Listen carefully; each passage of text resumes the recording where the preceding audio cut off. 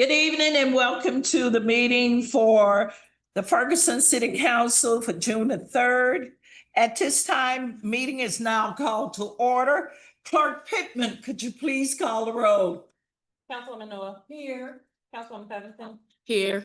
Councilman Cassow. Here. Councilman Franklin. Here. Councilman Palmer. Here. Councilman Williams. I'm not seeing online. Mayor Jones. Here, a quorum is present. At this time, I request a motion and a second to go into closed session pursuant to 610.21 subsection 1 to discuss legal matters. So move. Second. Oh, go ahead. Sorry. Second, Lamika Cummings. My second. Clerk Pittman, could you please call the roll? Councilwoman Noah. Aye. Councilwoman Ferguson. Aye. Councilman Cassow. Aye. Mayor Jones. Aye. Councilman Franklin. Aye. Councilman Palmer. Aye. We are now in closed session.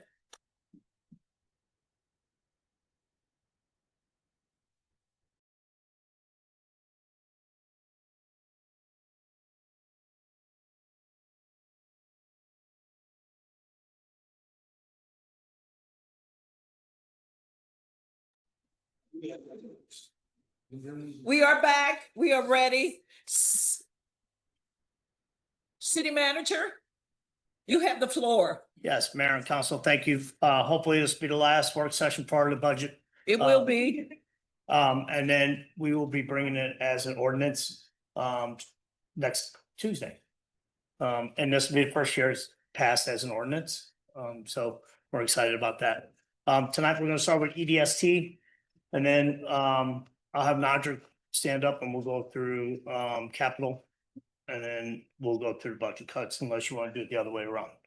But at this time, I'd like to have Steve Weger come up and talk about EDST funds and their allocation. Honorable Steve Weger. Thank you for the recognition of the title, ma'am. I appreciate it. Past Mayor Ferguson, we do appreciate your service. And every time I ask you to serve, you serve. We appreciate I it. appreciate the opportunity. Appreciate it. I'm not going to bore you with a lot of detail. I'm just going to review the 6 recommendations that the group was able to finally get together and get into your hands so you can review them and make whatever adjustments you want. There's a number being tossed around on Facebook, and it's on Facebook. We know it's got to be true, but it's probably right. And the balance is 6 million. Is that what you've come across for economic development sales tax? Or not? We'll assume that that's what it is. Did you? I'm sorry. Well, You've mentioned in some conversations on Facebook that the fund balance for economic development sales tax is roughly 5.7, I think. roughly 6 million. Okay. Yes. Well, we've presented $1 million of that fund for projects for your So we. consideration. Right. No, I mean, as of the end of this Right. fiscal year. I mean, that's a balance. It's obviously in flux depending on It sales. goes up, tax. it goes down. Sure. So the first and probably one of the larger is we've allocated and recommended that $220,000 be set aside for the repair of the Whistle Stop and Caboose properties. The Whistle Stop is a historic property. Mhm. It was a viable business for a lot of years. It's deteriorating. We're recommending that we spend some money, get it fixed, get it white boxed, and get a vendor in there to Mhm. put it back on the tax rolls. Set aside $200,000 for demo of the houses still left around the Plaza 501 to clean up that project. $500,000 to serve the matching grant portions of the STP grants that have come before you. I know the Paul Avenue project is 325 for the city's purpose, and then there's another street that we didn't have defined at the time. It's a Robert? couple more. So we wanted to make make those funds available since it is an authorized use of economic development sales tax to deal with the matching portion of federal grants. Recommending 50,000 be set aside to have a stockpile of Victorian lights, the standards, because the traffic folks tend to play target practice with them and knock them down. So have the replacement light standards in the garage so we can get that back up so it doesn't look so junky in the downtown district. And again, it's the downtown district is an authorized use, an easy authorized use of the funds. We recommended $100,000 for a program that the previous economic development person suggested after the fire at the Laundry Basket and at Drake's Place for kind of a disaster recovery loan grant program to help those types of businesses get back up operating. There were recommendations made to make sure there was insurance coverage and how the program would function, but that's staff, that's for your guys' adjustment. And then the last was recommending that we had 100,000 set aside for FNIP with some, I won't call it restrictions, but some requirements in terms of not having more than 20% of those funds going to administrative costs and financial oversight by the finance director. Those were the 6 that we sent to you in March. You may not have received them in March, but that's when you should have had them. So if you have any questions, want a little insight on what was going on, I'll happy to do my best to answer. Yes, ma'am. Councilwoman Noah. Thank you, Steve, Steve is just, appreciate it. for the presentation. And I have a comment and then I have a couple questions. Okay, last week in the budget meeting, I did say, I had concerns about allocating more money to FNIP. But now that I understand that the funds are going to come from EDST and not the general fund, I can probably support that. The next question kind of comment is there an opportunity for another 501c3 to present to EDST in an upcoming meeting for a possible budget allocation from EDST funding, seeing that there is $5.7 million in that account? Typically no one is coming to us to present. We review projects and proposals. Generally, that's prepared by staff, whether it's a redevelopment project, whether it typically starts there. Within these recommendations, I believe there was only one that came from the commission, and it was the $50,000 for the light standards, the Victorian light standards. So typically, I would say that the process should start from making the presentation to staff. And if staff figures that it's eligible, then they can bring it to us. If it's eligible and they feel that the council would be favorable, we don't want to waste anybody's time. If it's a viable project, then certainly send it to us and we're happy to take a look at it. To that point, I had a phone call just before I got here from the lady, Ms. Emerson. She's advocating for the historic district of Forestwood, and then she was asking typically the same question. And my advice to her was it really needed to come through staff first to make sure it qualified. And if there was support for that, bring it to us and we'd be happy to take a look at and give our recommendations. Ultimately, the decision lies with you guys. We're just an advisory body. Thank you. Just a couple more questions. Sure. I appreciate your clarification on that. That was great. Okay, the next question is regarding the 500K for the STP grants. Mhm. So does that include a traffic calming measurement for those streets? Do you know? Or is I that a don't question know for what was in the city grant. manager? Okay. The funds were just strictly to deal with the Ferguson's match portion of it. Okay, I can wait. Okay, So, Paul, it's not, It's- on it, cut through something, yes.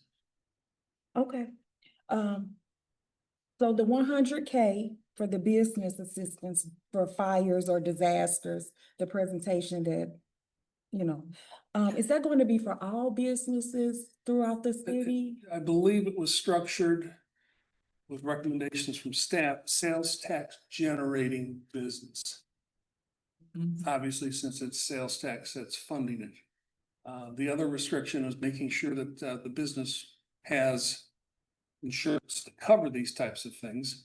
Plus, there was a requirement that they needed to remain in business for a period of time. So again, the purpose was to help that business overcome whatever challenges that their disaster caused them, to get them back on the tax rolls and back in business.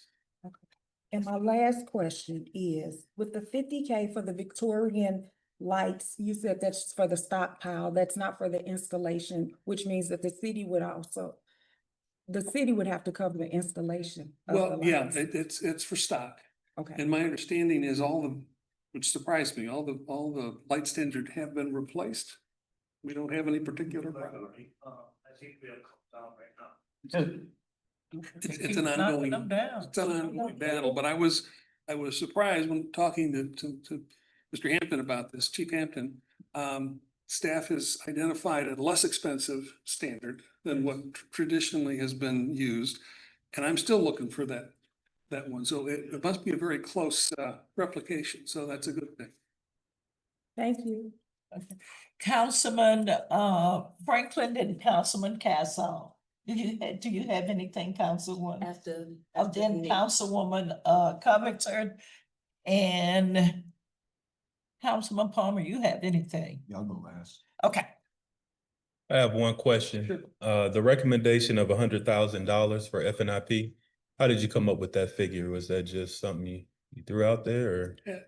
Again, that was recommended to us by staff as their number. Okay. We just took it from that point and felt it was a reasonable request.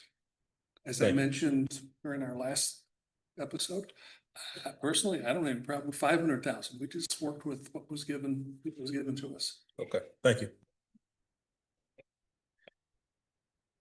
I already recognize you, Councilman Castle. Yeah, the one thing I have a question about the recovery grants. If you require that they have insurance, then they would have already been covered. So what's the grant for? Because, I mean, business insurance covers lost business, it covers reconstruction. So I'm unclear on what the grants are actually for. Well, and I'm sure you've run across this in your business. Sometimes insurance doesn't cover everything. Mhm. Sometimes you think you've got coverage, but you don't. So again, and this was kind of focusing on the restaurant Drake's situation. Get them up and running and back into tax generation, but make sure, once that's done, make sure that all the appropriate things are in place, and that includes making sure that there's full coverage on the building, the equipment and all that. Okay, so lack of insurance prior to the incident is not a disqualifier. You just require that they have it after the. And I don't have the document in front of me. It's gonna be what staff recommended. To me, it wasn't a disqualifier. The disasters happen. We got a viable business that's not in business. What can the city do to help put that business up and And it running? was a fairly small amount per business, wasn't it? Well, yeah, well, the 100,000, I think we said $100,000 and planned on, But there was a per business limit. again, in the document, there may very well have been a $30,000 or $50,000, something like that to help. Okay, so it's a substantial amount. 30,000. And again, it wasn't our place to have all the i's dotted and t's Right. crossed. We knew it was coming to council, and council may have a different perspective on, well, the limits are too low, let's bump this up, it's too high, let's take it down. We just thought it was a good use of the funds. So if we appropriate the funds tonight, we would still have to work out the specifics of the program with staff and have a resolution to That would be my implement it. expectation, yeah. Okay, We basically did the same thing during COVID. A lot of the business needed the help and the EDST gave them forgivable grants to keep them afloat. And it really helped the businesses in Ferguson to stay afloat during COVID. And we were one of the only cities that really took an attempt to help our businesses to keep moving forward. So, So Sports Sprint, my company, was a benefactor of that. We took advantage of that, and it exactly. was a very smooth process. The city took care of the details, and it helped us tremendously. Okay.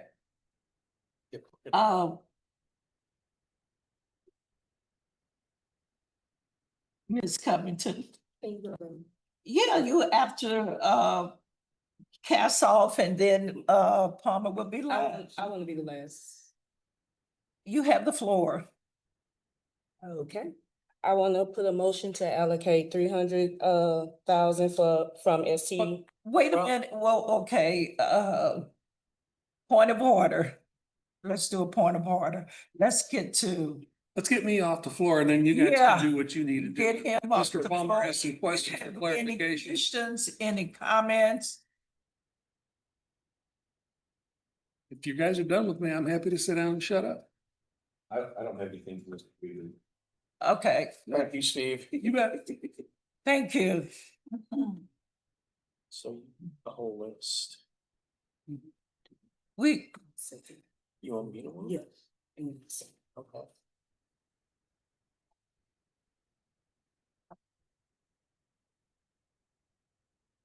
Councilman Cassoff. I'd like to make a motion.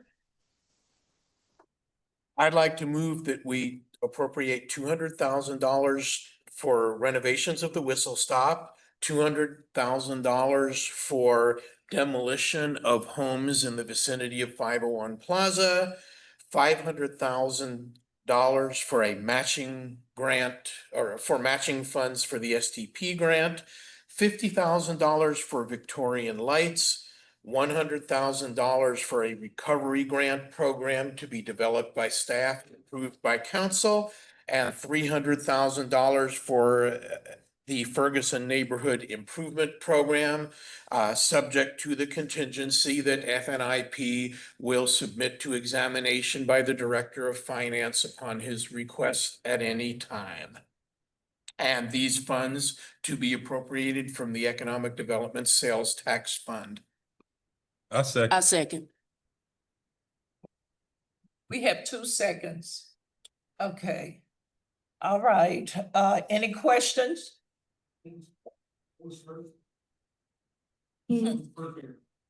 Huh? Who first, were you the first second or the second second? What was first on the list? No, Oh, 200,000. it's Mr. Weggert's list with the exception of a bump in FNIP, 200K for Whistle Stop.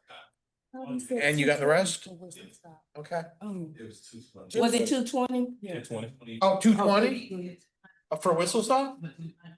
the motion was for 200. Okay, hold. If you'll give me leave to ask Mr. Weggert, I want to comply with his recommendation. I heard. Recommendation to council for that 220. was 220,000. Okay, let me amend my motion for the Whistle Stop, $220,000. And the rest of it as moved previously. You could have just easily just taken the whole thing at one time. Okay, it's a second. I second Lamika Covington. See, we got 2 seconds. Clerk Pittman, you have 2. Okay. Clerk Pittman, please call the roll. I have some questions, Madam Mayor. Okay, questions? This one's for staff. Do we already have Victorian lights within the budget or no, somewhere else? Not to that number, but yes, there are Victorian lights budgeted out of the garage already. I can look up the number real quick if you want me to.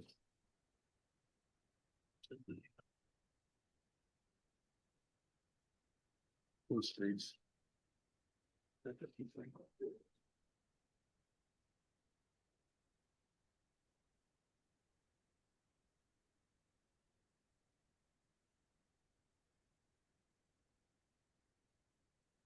We get to one more thing to do. Well, just before we do. Okay, just let me know. Well, we have to amend the agenda. Okay. 15,000 is currently allocated for Victoria Loan, Okay. 1.5. And then what is the actual forecast for the city's STP portion for those projects? The only one that's currently on the budget is for Robert, it's 294,000. However. You are correct. However, we got some good news coming. That's all I could say. The current Okay. allocation is 294. 294? So staff's opinion is that they need 294 to complete the STP portion of the city? For Robert, yes, but Paul is coming, but we don't have the number. Okay. I would like to amend the motion to have $500,000 for house demolition, as this is a more inline number with us trying to keep up with the backlog of demolition that we still have on the books.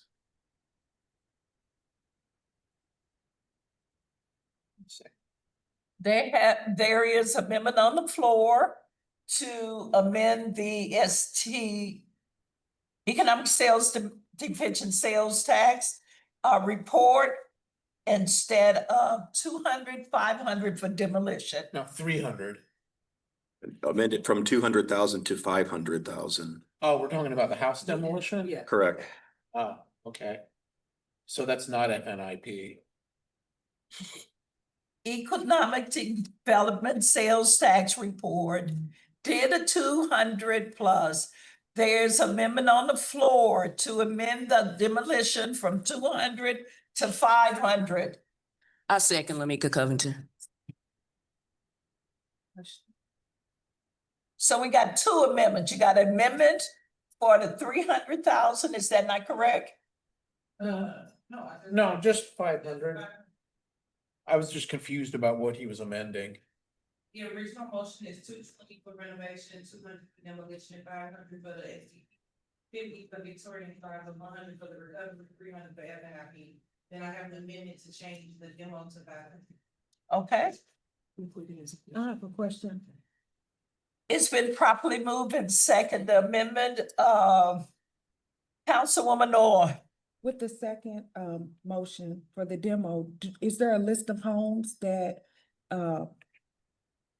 you are proposing for demo? Because I think each demo is approximately $10,000, right? How much would you say approximately? Is it Pushing demo? 20. 20?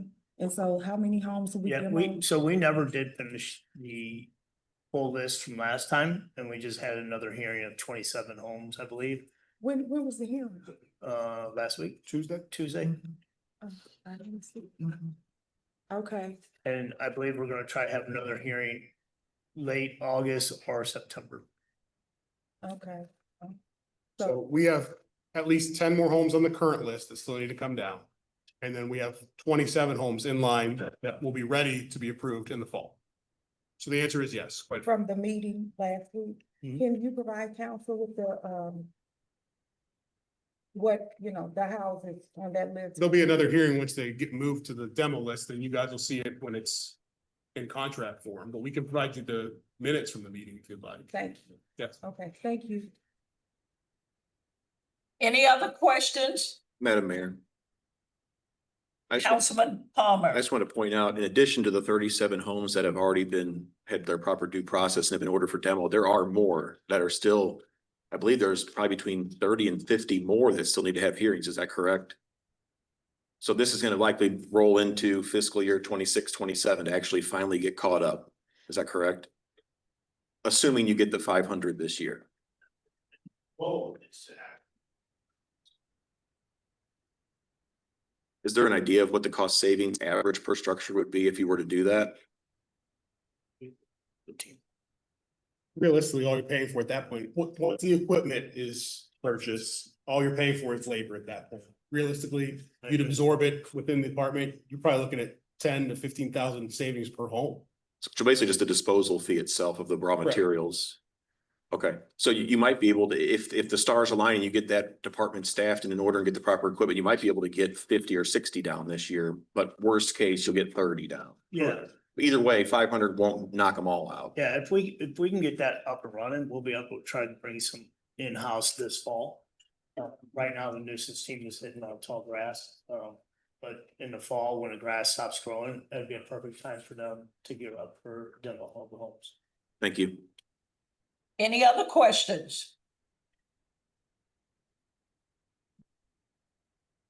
Clerk Pittman, could you please call the roll? And this is for the motion to amend, Councilman Palmer. Yes. Oh, Councilman Palmer, Correct. Aye. Councilman Williams, Aye. Councilwoman Noah.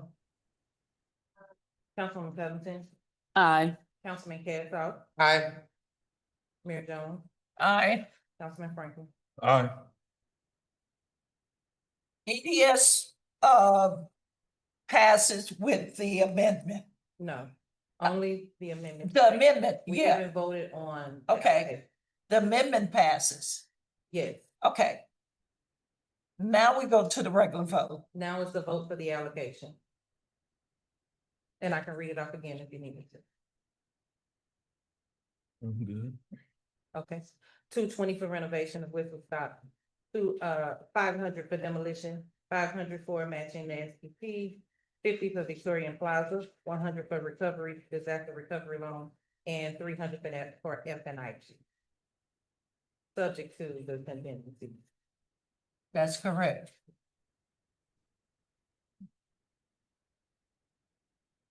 Now you ready for the motion in a second? It's already. I already have a Okay. motion in second. We'll right? You call the already told me roll. to Call the roll. Call the roll. Councilman Cassout, Aye. Mayor Jones, Aye. Councilman Franklin, Aye. Councilman Palmer, Aye. Councilman Williams, Aye. Councilwoman Noah. Councilwoman Covington. Aye. The motion passes. Next on the agenda, city manager. We'll do it later. At this time, we'll start talking about capital and I'll bring Nadrick back up.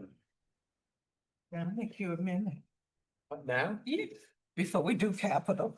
Okay, I'd like to move to amend the agenda to make a budget modification regarding two expenses for the consent decree. Oh. Somebody, that's where somebody says that. I'll take it, Lamika Covington. Questions? I'll give this, we got to amend the agenda first. Okay, And then I'll, okay, and then I'll. it's been motioned and second to amend the agenda to bring in items about the consent decree. All in favor? Aye. Any opposed? Ayes have it. The agenda has been amended. Okay, pursuant to conversations we have had, there is the suggestion that the consent decree could be resolved by December 31st. I would therefore like to move to cut by 50% those items specifically relating to the consent decree. If we get to late December and we haven't crossed the finish line yet, we can always do a supplemental appropriation, but that is not the goal. The goal is to be purposeful in completing this and have it done by the end of December. Therefore, I move to cut the monitor budget on page 126 from $300,000 to $150,000. The monitor IT budget on page 127 from $55,000 to $27,500. The budget for consent decree related litigation paid to Lewis Rice. A portion of the allocation on page 119 pursuant to staff, that was approximately $42,000 last year. I therefore move to reduce the $170,000 appropriation on page 119 by $21,000. There is additional funding for the consent decree coordinator and office supplies for the consent decree coordinator totaling $15,700. I'm the $15,000 on page 38, the $700,000 on page 53. And I therefore also move to reduce that by $7,850 total between those two. And that would be a total reduction of budget items relating to the consent decree of $206,350.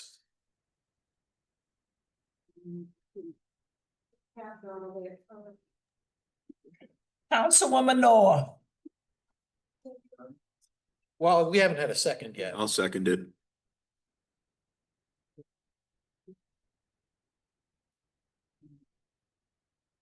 Councilwoman Noah, it has been properly moved in second.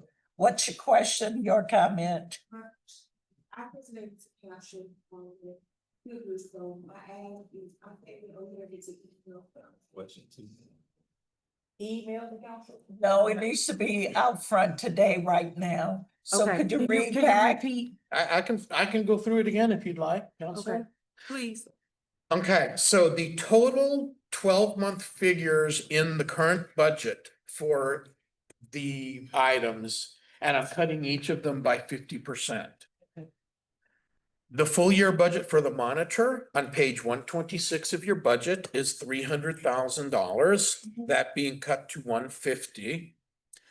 The full year budget for IT support for the monitor is $55,000, that being cut to $27,500 on page 127 of your budget.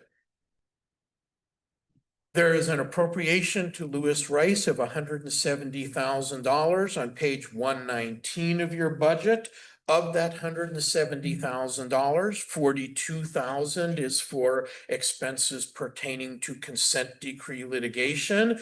Therefore, we subtract $21,000 from the 170, leaving $149,000 to Lewis Rice on page 119.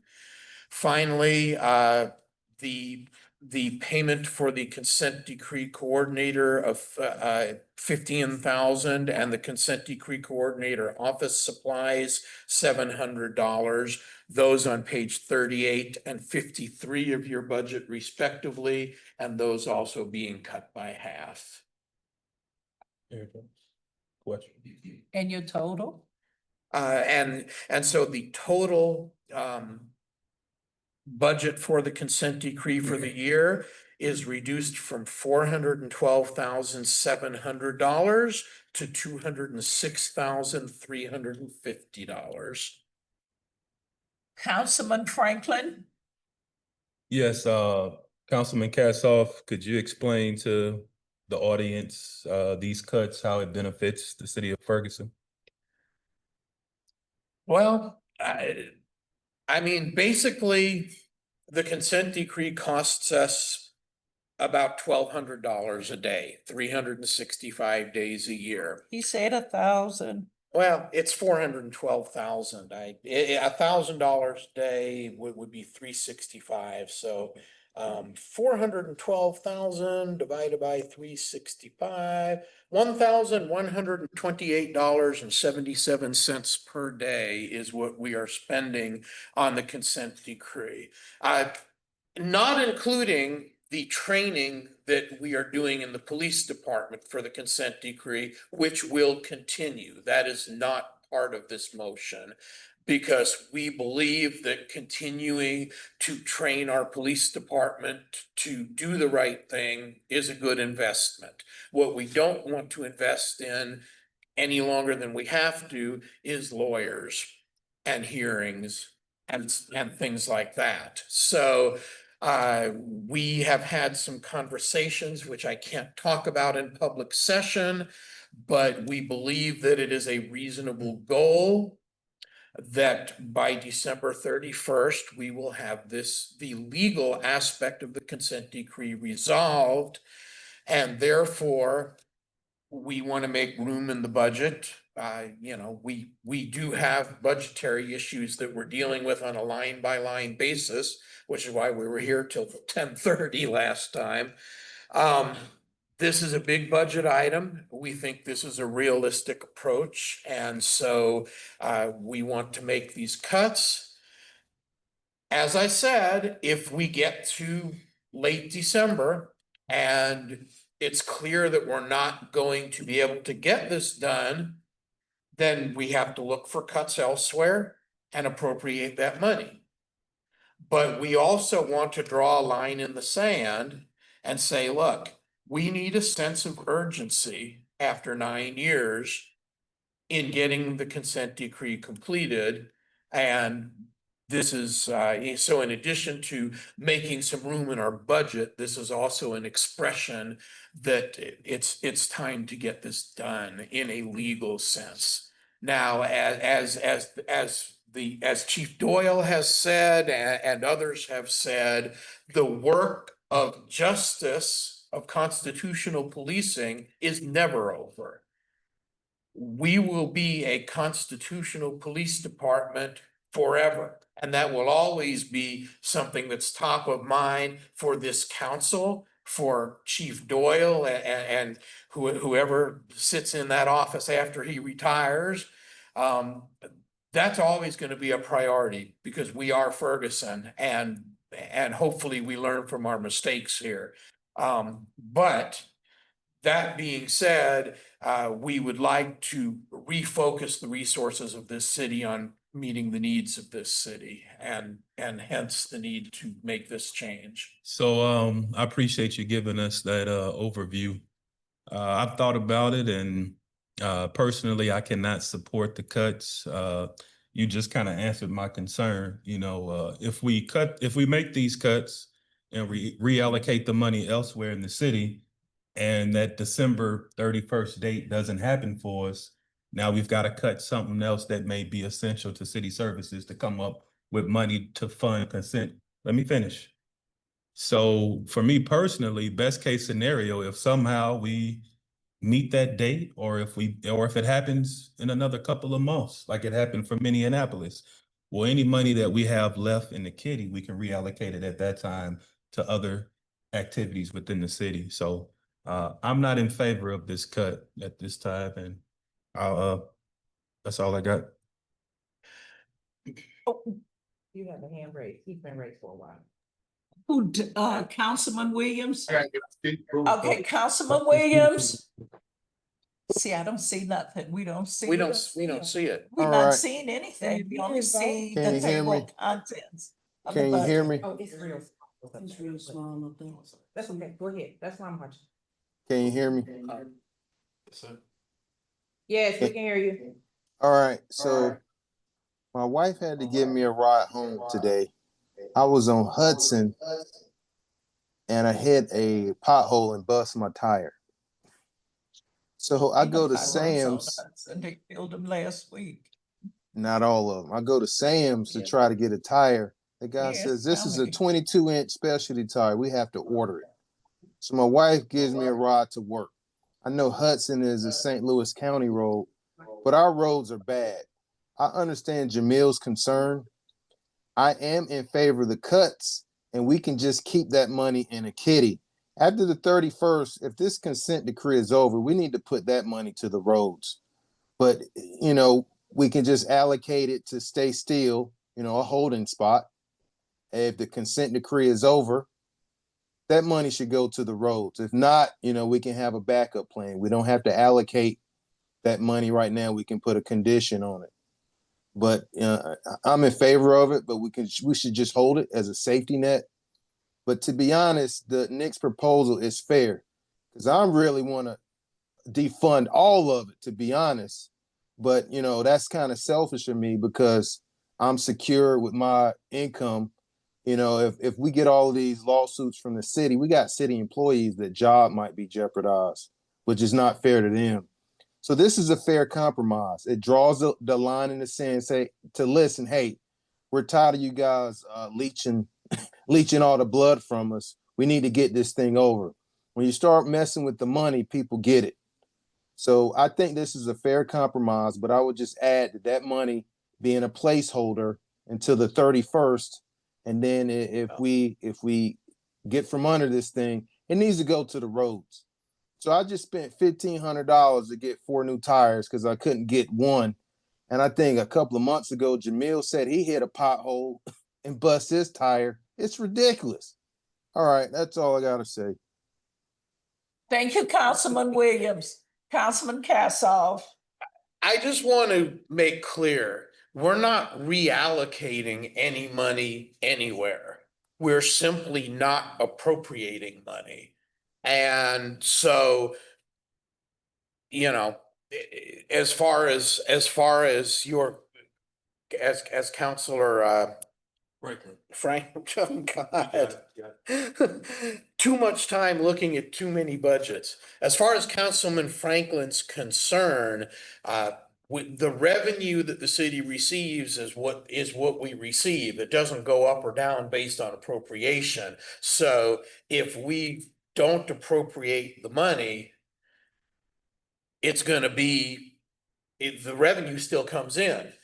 I'm not saying let's reappropriate the money to buy, a new car for the senior councilman from the second ward or something like that. I'm simply saying let's only appropriate half the money, and therefore let's set the goal of finishing this in half the year. Now, if we appropriate it for the whole year, money laying around somewhere have a tendency to be spent. And I would like to send the message both fiscally and as a matter of policy that that December 31st is when we would like to see this done. And not appropriating the money anywhere else.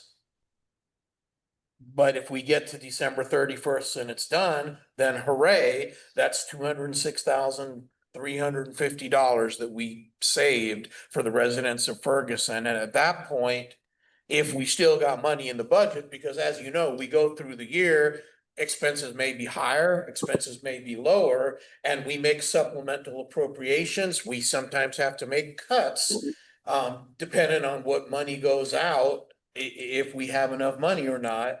So, we just have to cross that bridge when we get there. Councilman Franklin. So you just said in your own words, money laying around tends to get spent. So if we cut the budget, that money's gonna lay around and this council can reallocate it at any point between now and December 31st.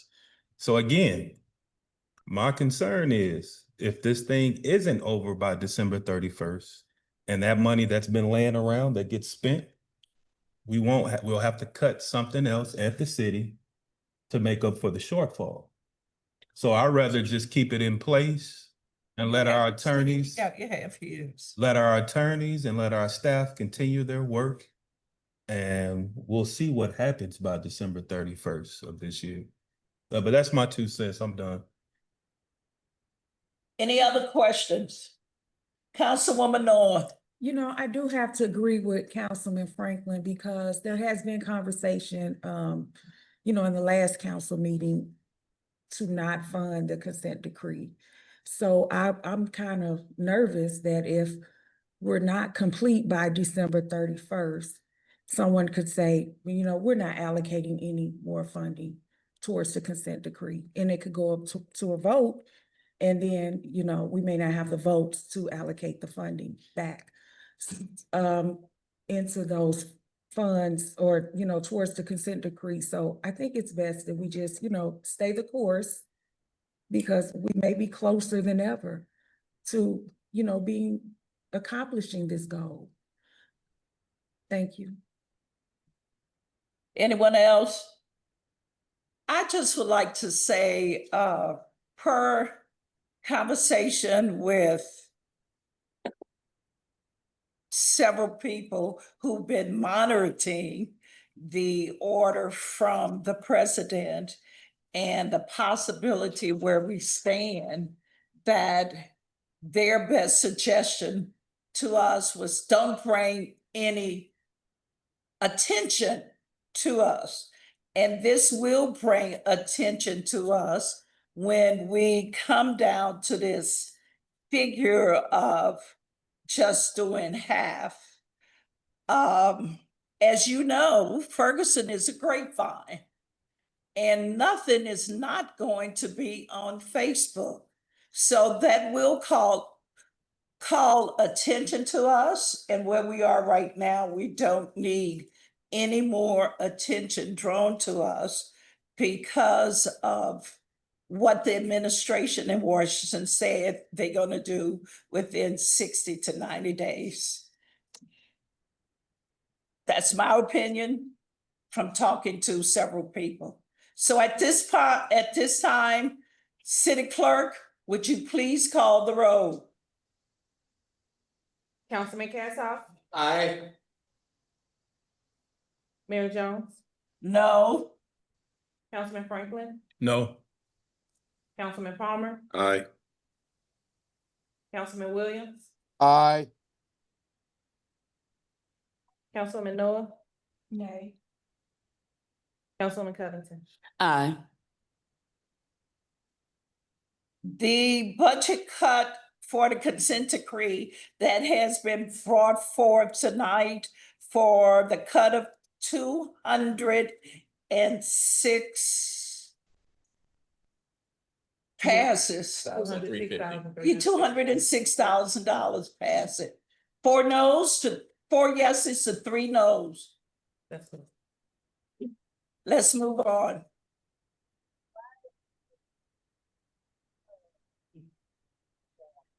City manager. Yes, if we're gonna move on, we can bring up Nodrick. I'm gonna say you. You're gonna stay right there? Yeah. Perfect. He's gonna Yeah. stay right there and we're gonna talk about, capital. What page? I'm sorry? Page number. The capital is in your handbook that he gave us. Yes, ma'am. It's Oh, page that separate one? 59. The handbooks were up at the top. So we're doing this. So on page 59, it just goes over the revenues for capital. We've got some tax revenue. And then page 60 goes over any expenses that we have in capital. And these expenses are detailed on the spreadsheet, the capital spreadsheet. So I did update that spreadsheet so it is accurate. And that spreadsheet actually starts on the next page, which is page 61. So I'm not sure how comfortable you are looking at this spreadsheet, but it's easy for me to look. If you look in fourth column from the right, those green boxes there, those are all numbers that are checked that are on the previous page. These are what, at this point, have been approved internally that you all have not cut. So that first line item there is a parks project, that's Nesbit Playground. The subsequent B2s, they're all in order. So if you wanted to look at the detail for that project, it's gonna be on the next page. Moving down, the 501 Plaza, phase 2 has 120,000. Another parks project is the community center, fitness upgrades and safety and security updates. Those all, that's the total for parks, I believe, in this section there. Moving down, we have the police request. Now, There- can you hold one second? Sure. On the parks, does anybody have a question? Because I do not trust Peter on any of the projects. Okay. Okay. Yes, sir. The police department, they are requesting bulletproof vests, body cams, dash cams, a few vehicles, tasers, laptops, looks like radar gun, and license plates. also the guns were in there too. Say it one more time. I believe the guns were missed as well. That number is there. It's not green. Because at some point, it was So that's why I brought Chief Doyle need to talk about that. correct. So if it was in the budget, it was removed from the budget. So if you'd like that 92,000 back in it. Okay,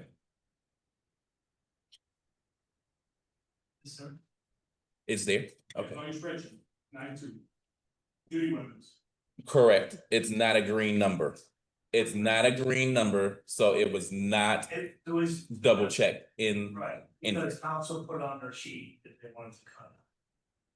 And so that's why Chief Doyle's here to explain why we need pretty bucks. Understood. Did you want to speak to that, Chief Doyle? Director of Finance, we have a question from Oh, I'm sorry. Councilman Castle. We just did a $269,000 emergency appropriation to buy 5 police cars because they weren't gonna be available if we didn't appropriate it right away. Does that affect your $120,000 request in here? Yeah, that was a separate request. So This is we're just spending the- $120,000 on top of the 269. Okay, how many cars is that? Sure, we actually need more cars, but it's like, snakes, but it's like.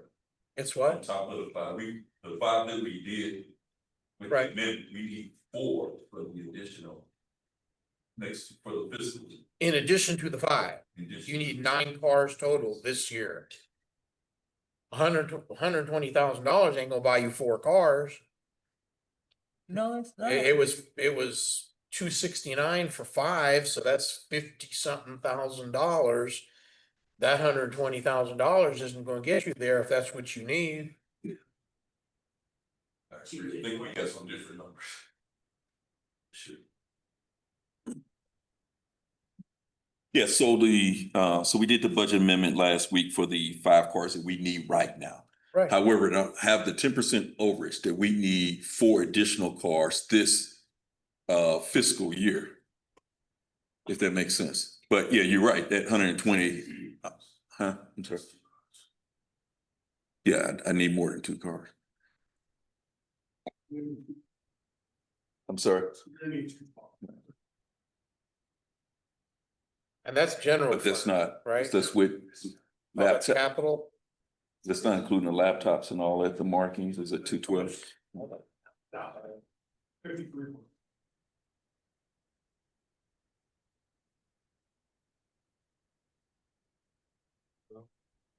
Yes. Councilman Palmer. I got a variety of questions, if that's okay, Chief. We just recently entered into a new contract with Axon, right, for these body cams? I'm just curious, I do see, you know, reflected in the next couple years of CIP, it's the 36,500, which I think is like the lease agreement or it's a long-term plan, right, for those? Yes.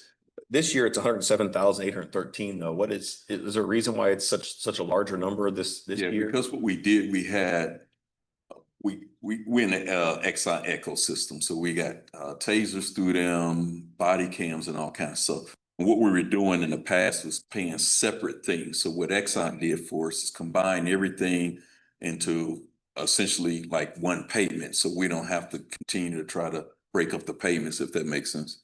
And so you said tasers are also included in that though? Tasers, body cams, the Fleet 3 cameras in the cars, which is the LPRs, the VR training that the officers receive, which is the simulation training, all that is tied into.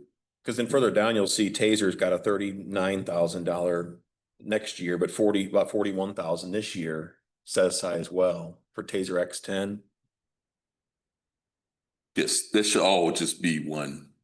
Okay, but it's the larger number, the 70 or Yes. 80? Yeah. Okay, Yes. okay. And then We had. I'm just kind of curious, I don't want to, take the tools our law enforcement needs to do their job, but I mean, what's the life expectancy of a taser? I mean, you hope you don't have to use them, you know what I mean? Well, But yeah, absolutely. However, what happens, just like with a lot of law enforcement tools, the companies upgrade to different things, and what happens is they stop making the parts for the old model. And so you're almost put in a position where you're almost forced to upgrade. okay. And then, given the fact that you need, more police cars than are budgeted for, are you willing to part with those duty weapons to shore up the police vehicle budget? The duty weapons will be very difficult to part with. Reason being is that right now the department carry the 40 caliber Sig Sauer weapons. Sig Sauer is P229 is the model. They're going to stop making the parts for these. So as these guns start falling apart and breaking, we will not have replacement parts for them. So we will have to switch to a different model in order for everything to be uniformity. Problem with the police department is that you can't have officers with different guns because you have an emergency situation. Somebody else got to grab somebody else's gun. All guns just don't operate in the same manner. So, like I said, the current weapons that we have, they're going to stop making the parts for it. So if we were truly in extreme financial dire straits, we could not afford to buy firearms, what would you do? Would you have to mix them and have some carrying Sig Sauer and some carrying new weapons? If I had to, yeah, I mean, we wouldn't have no choice. At the end of the day, I mean, this is extremely important tool on the side of our belt. I mean, if I had to do something like that, I would, but I think it would be prudent of this city to make sure that their police officers are obviously fully trained and have the right weapons where everybody's matching, so we don't have to worry about, someone having a different weapon from someone else. I mean, because like I said, you got to train differently on each gun. Every gun don't shoot the same. I believe I also saw there's some assault rifles in here as well. Yes. They Yeah, the no longer- department is shorthanded on assault rifles too. We only, I don't have the number with me, I'm sorry, but we don't have enough for our patrol vehicles. And we carry an assault rifle in every patrol vehicle? Yes.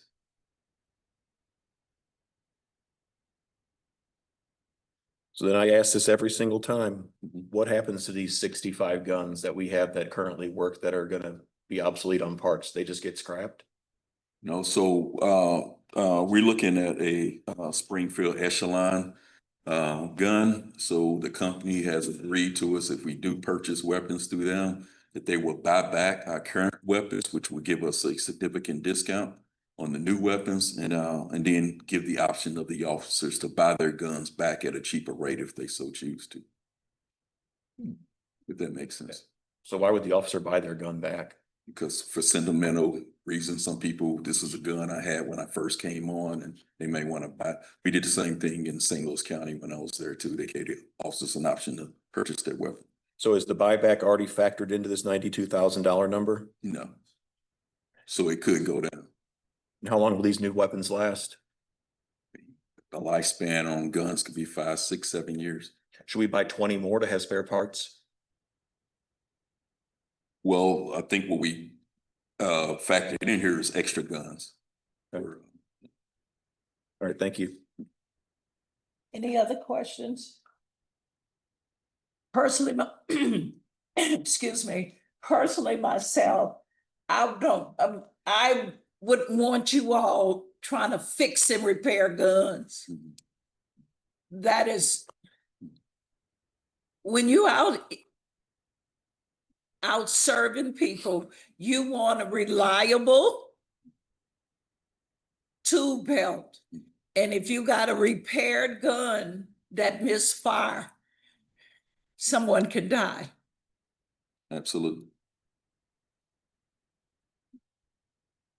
And if we are talking about constitutional policing and moving this consent decree where it needs to be, how can we cut what you need to do an adequate job? Who's cutting? When you say order 20 more guns and use them for repairs, and we're talking about not buying new ones, the new ones. So they last more than 5 years. That's all I got, Chief. Go ahead, Franklin. So if I'm hearing you correctly, what we have allocated currently is not enough. We need to up it another 100 or so grand to cover for all the vehicles and the handguns, is that correct? For the vehicles extra, was it 216? We say 212? 212. Well, We are potentially able to get another 100,000. another what? 100,000 from the state. Okay, And we can use that towards vehicles. Rates will probably bump hard, at the state level.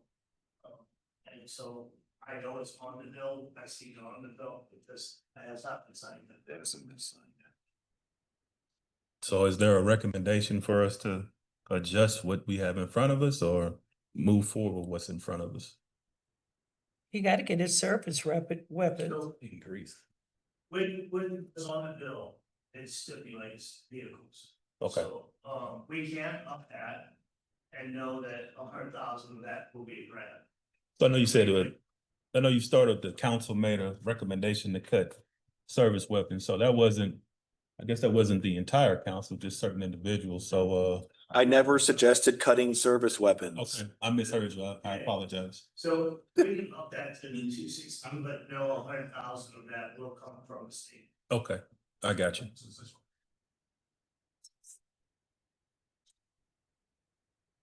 To be clear, I was saying order 20 of the new firearms so that in 6 years, we're not stuck in a position spending $200,000 on new guns because they no longer make parts for the 6-year-old ones.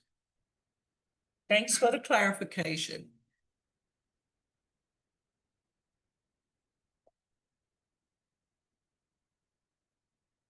So we got enough for what sidearms, and then the bill for the 100,000 from the state will cover 2 additional vehicles, is that what I'm hearing? So, yeah, so I think we're being 60,000.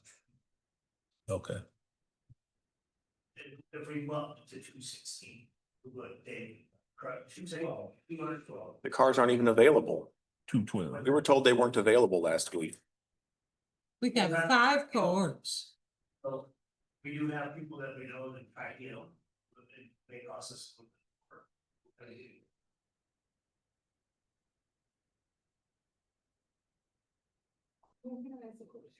Councilwoman Noah? Chief, the automated license plate reader, is that just for one automated license plate? Or those the ones that you have? We got this in black and white. Those are the ones that's inside the vehicles, the police vehicles. That also. Man. Yes. Oh, yes. Covington, Yes, sir. Councilman Williams, I can't see you, honey, so. Yeah, when I raised my hand, I guess Octavia needs to let you guys know. I'm in favor of giving Chief Doyle what he needs. I think you're correct, Mayor. If we're under this consent decree, they need the proper tools to function. And, nobody wants to get hit by a stray bullet because of a dysfunctioning firearm. But one question I do have for Chief Doyle, we've wrecked about at least three or four police cars in the last physical year. I mean, are the people paying that hit us, not yielding to the lights? Is our insurance paying for it? Because I think last week we gave 200-something thousand for 5 police cars. I know we're growing and we're going to need cars, but how are we getting compensated for these wrecked police cars? Do we need more training? Is it people not yielding? I know at least 3, and one was about a month ago because they detoured the road near the Club Zero, and I got lost and ended up on Chambers. So, I'm in favor of giving you what you need, but can you answer the question about these wrecked police cars in the last year? Yes, sir. I can answer that question, sir. With the police cars, we do have to go after the insurance. However, it does not pay for everything. We still have to, we lose about $10,000 to $15,000 per car because you have to take all the equipment out if it's total. And then we also have to install it on a new car. So that's about 10 to 15 grand worth of labor that happens. But we do go after all the insurance that we can. I believe one of these was possibly a stolen car, and he just threw the car in reverse and got out and ran. That is not the police officer's fault. And I believe the other two were they were running code, and they went through an intersection, and whether we controlled it adequately or not, that is still in the report. That the findings that still have not come out. But that is always something that they're supposed to be doing in training, is making sure that they're controlling the intersections. And if we control the intersections, then we will go after their insurance company, and they will be found in fault, not us. How much of that money have we received? Because if you have paper tags, more than likely you don't have insurance. Will it fall back on our Yes. insurance to cover that? Some of that Yes, cost? it does fall back on our insurance. We're with MoPerm. MoPerm covers the cost of the cars. All three of these, I think, no, all four, were rental cars that we have, lease cars, I'm sorry, not rental, lease to own cars. And so we don't get the money. And if we do get the money, it goes right to enterprise for the vehicle, cost of the vehicle. But then we're not paying the monthly on that, correct? All right. Thank you, Chief. You're welcome, sir. Thank you. Anyone else? We, before I keep going, I'm sorry, as two other items that were brought up, late in the day, and Chief can explain these two items. Yeah, so before, I just wanted to throw this out there before we approve the, not the CIP budget, but the original budget. We later discovered that there was two items that was very critical that we needed to add to the original budget. I'm sorry. One was the police repeater system. So right now, as this sits at FPD, inside the building, in certain hallways, and in the basement totally, the officers cannot get out on their radio system. So we need a repeater there at the police department. And a repeater is essentially almost like the way, I guess in layman's terms, the way to easily describe it is like you being in a room, somebody's outside the room that can broadcast it out. Right now, they cannot get out. So what happens now is that when dispatching is calling our police officers, when they're in the station, they literally have to run out the building in order to get on the WT or the walkie-talkie to communicate with the dispatcher. And oftentimes they give us a no response if they don't do it in time, which is it's not a penalty, but it does hurt us as far as our reputation. So make a long story short, we need a repeater system installed at the PD on top of the roof. It's a $26,000 one-time fee that needed to be installed. Yeah. Yes, yes. One of the big problems with our radios, at least at fire, is not being able to get out and scan people than the depot. Chiefs is a lot cheaper than mine.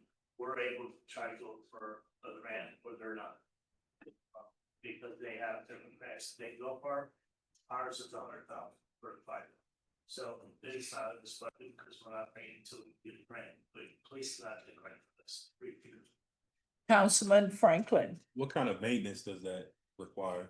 Is it in-house or? Yeah, it's just in-house. It's essentially like an antenna that's installed up there that's, like I say, give the officers capabilities of communicating outside the police building. And your other one? And the other one is the frontline software, which would cost us $32,000 annually. And essentially, like right now, internal affairs, a lot of the things that they do is manually kept in files. Our training, Lisa Stevens, keep things manually in files and file cabinets. Going to the frontline software would kind of put everything into a digitized or a electronic system It would also help us out with officer wellness. It'll update us, let us know that in regards to like how many officers called in sick, how many complaints that they had. It would notify us on a number of these things that normally traditionally we would have to do manually to try to look up. So essentially it would take all our systems and put it into one organized system for the PD. And what's the name of that software? It's called Frontline Software. And it's basically taking, like I say, taking the training, the internal affairs, officer wellness, what else, policies. It's taking everything, and putting it into one. All right, any other questions for the chief? So, I'd like to make a statement. So on the repeater, that would be in the capital. On the software, that will go to the general. So the capital would increase by what number? The repeater, 26,000, 26,000, and the general would increase by what? 32,000 annually. Okay. annual, I okay. just wanted to make a note. I actually added both of these items to general. Okay, When Chief Doyle reached out last week, he gave me the numbers. I put them in those departments and it's actually already detailed on page 29 in something. Those numbers are already included. So is that your recommendation to take it all from general and not split it up? Or does it matter? Doesn't matter. Yeah, it doesn't matter. To me, it was Chief Doyle's budget and he told me where he wanted it. So I just went with the recommendation. Okay, at this time, I'd like to motion to approve $58,000 for the software. Oh, it's already in there. Oh, okay. Only storage you have right now is the cars. Oh, the cars, okay. yeah, that would be $100,000. 112 more. Yes. No, it's 100. So $100. So 100,000 more for the 100,000 will cars. take you to 220. The And, going rate's gonna be 212. That gives you about $8,000 in case it's a little higher. and is that coming from capital or? It's capital. Does that include retrofitting every car? Okay, all right. All right, well, I'd like to motion to approve 100,000. I'm sorry, I'm new here. I'd like to motion to allocate $100,000 for the purchase of two new police department vehicles coming from capital. Do we have any questions? Any comments? Hear none? So what's the plan if this grant comes through? That's what I was gonna say. The offset of that, if the grant does come through, that can be reallocated into capital at the revenue side for the grant funding, and that would offset by 100,000. So the motion you're making, if the grant comes through, will be washed by the grant if it does come through. Just for clarity. Yeah, as soon as you, the grant will let you know, yeah. Appreciate it. Any other questions? All right, that's fine. Any other questions? All right, Clerk Pittman? You want roll call? Yes, ma'am. Councilman Franklin, Aye. Councilman Palmer, Aye. Sorry, my mic wasn't on. Councilman Williams, Aye. Councilwoman Noah, Aye. Councilwoman Covington, Aye. Councilman Cassoff, Aye. Mayor Jones. Aye, motion carries. Thank you, Chief. Thank you, Chief Doyle. Thanks, Chief Doyle. Okay. Keep going, I'll be back up. Okay, so then we can go to the fire department. One more item, Chief. The last item of Chief Doyle's budget is on the next page, is the Paladin drone system. That's the only one that I didn't detail for you all already. Yeah, we talked about that earlier. Okay. I think we talked about the complicated as well. Unless you guys want to talk about it more. About the $50,000, 49,000 for the drones that we have. We gotta do upkeep. We buying another drone? So what happens is, it's a lease, right? Oh, okay. And with this, if we break it, if it's lost, if it's hurt, we get a replacement. Okay, it's also pre-programmed to the heights that we can go in this area. All we have to do is put the address in and it'll fly to that area. We also have the opportunity to take it remote. When we get to the scenes, we can even take it to with the car. We also have two or three extra batteries, if I'm right, correct? And that way, if we need to, we can take it, those batteries to us at the scene. Yes, sir. How many staff do we have trained on the drones now? So you also have police and fire trained on the drone. Mhm. So we have enough right now. Eventually, our goal is to, hopefully, when we're in a little better financial state, be able to look at all the cameras through the police department and use a drone, have a person just designated for the drone. But that is not, Okay. right. And your demonstration for the drones were excellent, so. So currently, after this purchase, we'll have 4 drones? No, that's the price of the drone. That's the price of one drone. We have 2 drones, we have 2 drones. We have a small one, but that's not part of this cost, correct? Right. The cost is for one drone. Okay, this is the annual cost? Yes. Okay, I Yep. didn't hear you at first. Yep. Okay, thank you. Okay, Okay, and then if you want, we can go to the fire department. So, I have $62,000 in turnout gear, $20,000 in fire equipment, and $15,000 in fire infrastructure. That's what I have this year. We replaced the monitors. Page 8, I think. Page 8. yeah, That's and correct. the handout. Okay, thank you. So, anybody have questions on the fire department? How long the turn out gear? Yeah, No, so they weren't. we have about 3.5, 4 year replacement. Okay, When someone comes in new, we buy 2 sets. And the reason for it is they're custom made for each person. And when they do leave, we work it out. If somebody does leave, they go to a new department, we work out where they buy the equipment from us. The turn. are we still getting grants from the firehouse subs? We put in for the grants for firehouse subs. every Okay. year. We also put in a grant for the AFG grant, the federal government. I believe we also went for a safer grant for ambulance personnel. My goal is to have an ambulance here. That I think you'll see later on is 1.5 million, I believe I had in here. But we would have to have ambulance first before you can even talk about ambulance service. Cause it has to get certified, so it's a process. That's where we wanna go. And I think is it in with the fleet? Is that where it's at? Yeah, did we take it out? They took it out. Apparently it's taken out right now. But it's gotta be a year before you could even get an ambulance service up and running when we do get a service. It is a money maker. And we would do, is not a money maker. I rephrase that, is more, is another source of revenue. It's not a great source of revenue. We would do a soft billing. Which means I would not go after you personally. I would go after your insurance and Medicare, Medicaid, whatever it is.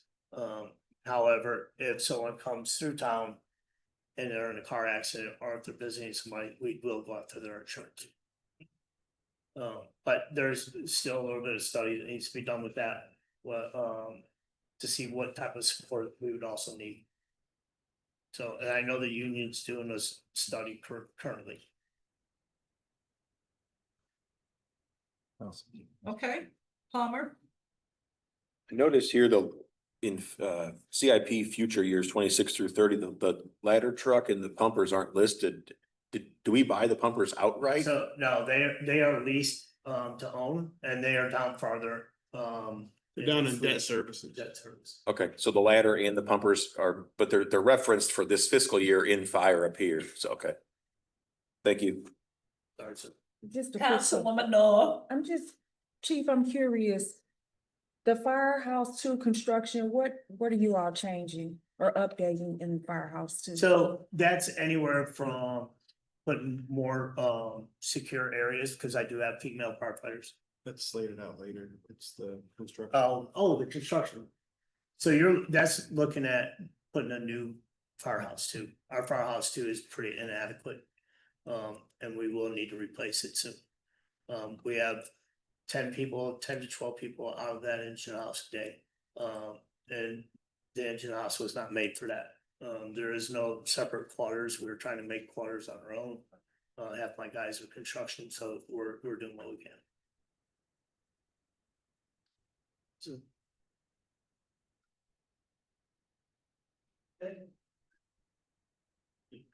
All right, the next section you have here is the infrastructure. You've got 500,000 currently allocated for street projects out of capital. And then you've got your SDP grant match allocated as well. We did make the amendment earlier for the EDST dollars to offset the grant match. So as we get those, as was referenced before, potentially the Paul project, that kind of stuff, those will be added once those are approved. And then you've got another 5,000 allocated for any emergency sidewalk replacement. That's what you have in streets currently.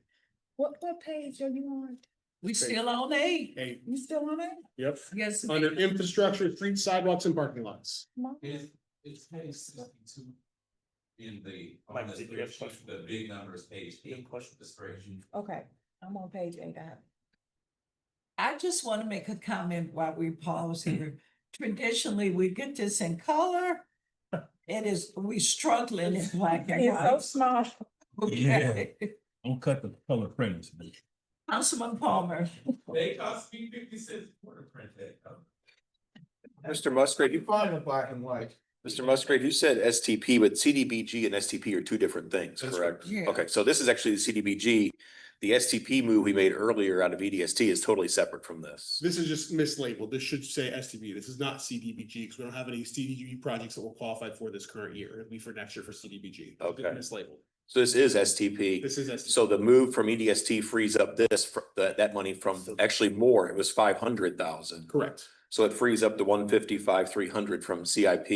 It essentially puts it into reserves. Correct. Thank you.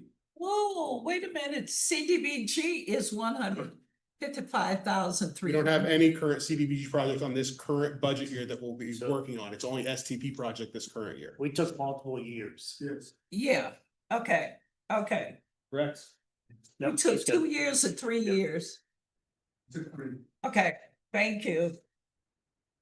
Mayor, Councilwoman Noah. what about the speed humps? I was told that the speed humps would be in the CIP. I didn't put it in there. No one told me to put it in there. You So, guys talked about it, but nobody said put it in. so are we not going to place any? I speed thought that was part of EDST, correct? EDS, I didn't. That's what I thought I saw. I mean, is that a That's why- possibility? I mean, because there's $5 million in that account. And if we can, the EDST. Are we doing EDST or CIP? You're on CIP right Yeah, now. on CIP. CIP. but, I mean, What We am I- only have so much in CIP. Yeah, CIP, you can't afford to put more in. Right. You could in ESD. So EDST, so we can spend EDST funding on speed humps. That's a good question. That's Yeah, my which question. is the only way I think it could be done Yeah. if you're doing that STP and it's built into that contract to do. The only way Matching maybe points. is if we Yeah. can put other items in here $50,000 with CIP. and see if the only other thing we could do is look at other items in the capital and see if we can offset that. Yeah, because I mean, residents are looking for, I mean, even if it's just 3 speed humps in each ward, you know. How much is a speed hump? $1,000? No, Oh, no, 2,000? no, I can't, I don't remember all the time. 4 or 5 grand, For one speed hump? the ones we got. Yeah, And everybody Ours in are- North County ours is are copying taller. off us. and mine. So we went with a taller speed hump than most cities. I thought it was like You 22,000. said what? I'm sorry, Chief, I didn't hear you. Our speed humps are taller than most people put in, because if you go down Dade Avenue, as you can tell, you can just drive right over them, or you really hardly don't slow down. The speed humps that we put in, you slow down to about 10 to 14 miles an hour. I mean, I think they're great, which is why residents are asking for them on their streets. So at this time, you're saying there's no funding allocated for speed humps and we can't purchase any with EDST funding? They have to research it and We'd have to look see. into. We can look into it and get back to you, but we can always do a budget amendment if we have to. However, if you're doing a STP, it can be put in a construction phase Okay, as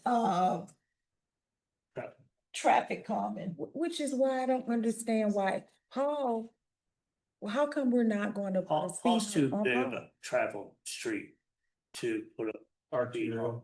To put a speed hump to place. Yeah, I mean, it's such a short distance and What it's not. street are you talking about? Oh. Paul, Paul because Avenue Oh, by Ulysses and all oh, that. Paul okay. is the only Ward 3 street that is going to qualify for a STP project, Yeah, right? but Ward 3 got a lot with CPDG and That's- ARPA as well. I mean, we can't play wards. I'm asking for Okay. clarity. What's I'm that? not playing wards. It's okay, asking questions STP, to yeah, understand. because the other STP went to Ward 1. Okay. And that's what qualified. We fought to have, Paul even qualified this year and we were able to get it. We fought also for the Ferguson Woods area. And we were able to get it. The one area we did not get was St. Louis Avenue. And that's something that we'll still continue to work on because it's not traveled enough. Councilman Palmer. I did want to say, you all recall from the Great Rivers Greenway proposal that's happened a couple times, there is an elevated portion of roadway that's planned for Paul Avenue near St. Louis. And also one down near Forestwood Park, I believe. I know the one at Forestwood Park. I didn't know there was one going at Forestwood. I believe they Avenue. crossed the street on Paul Avenue near I St. thought there Louis. so the plan is, where he's talking about right there at St. Louis, they cross. And they were gonna have a raised crosswalk there, so an Correct. extended speed hump. And the same raised crosswalk is proposed near Forestwood Park, I believe. To walk into the park. Yes. But also I wanted to mention too, that I was always under the impression that when we do major street replacement, that if it's a street that is a candidate for bumps, that's when they get done. For instance, like Robert, We're trying. Right. that will have speed humps implemented into the resurfacing project, I would assume. It's a very, Right. it's hilly and the people travel very fast. There's also a jet ski park there as well. So, but is that still staff's plan? Is that as we Yeah, that's how- replace? And we are having a conversation with the one on Canfield. Because there are some issues with the last one on Canfield between the apartments and the West Forest itself because of the turn. So we're still talking to an engineer to see if that's even feasible to make it happen there. Yeah, speed bumps generally don't get placed near curves. Correct. If people are going too fast, they can lose And traction that's and one of lose the problems control. that we're having now. I know we've talked about this in the past about putting a guardrail up to help that house, and those residents in that area. And that's something that we can try to look at. If you did a bump, you'd almost have to put it on Canfield prior to the bend. You know, I mean, you're getting one right before you get the apartment. right, you're damn near West Florida by the time you get there. Okay, thank you. Councilman Kassoff. I just want to join Counselor Noah in saying that as a matter of principle, we need to be allocating some money for speed bumps. First of all, and I don't know what in all this ocean of capital numbers can be spared. But I feel like when I look at the areas where we put the speed bumps, the speeding problems end. We don't even need a police car sitting there writing tickets. We don't need the city getting into issues where people are mad about who's getting tickets. It's a self-enforcing thing and it's a one-time expense, basically. I feel like it's a wise use of some capital money. I am the liaison to the Traffic Commission, and they had asked me if we could somehow find at least maybe 50 speed bumps, if we could find the money to do that.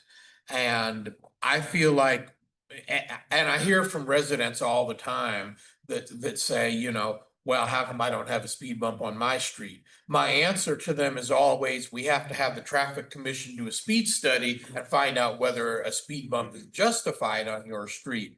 But what I've never said to them is the city's not able to spend the money on any speed bumps. And I think that sends a terrible message if we zero that out this year. Yeah, one thing I can say on the speed humps, the one biggest issue that we do have, and yeah, people do love them or people do hate them, right?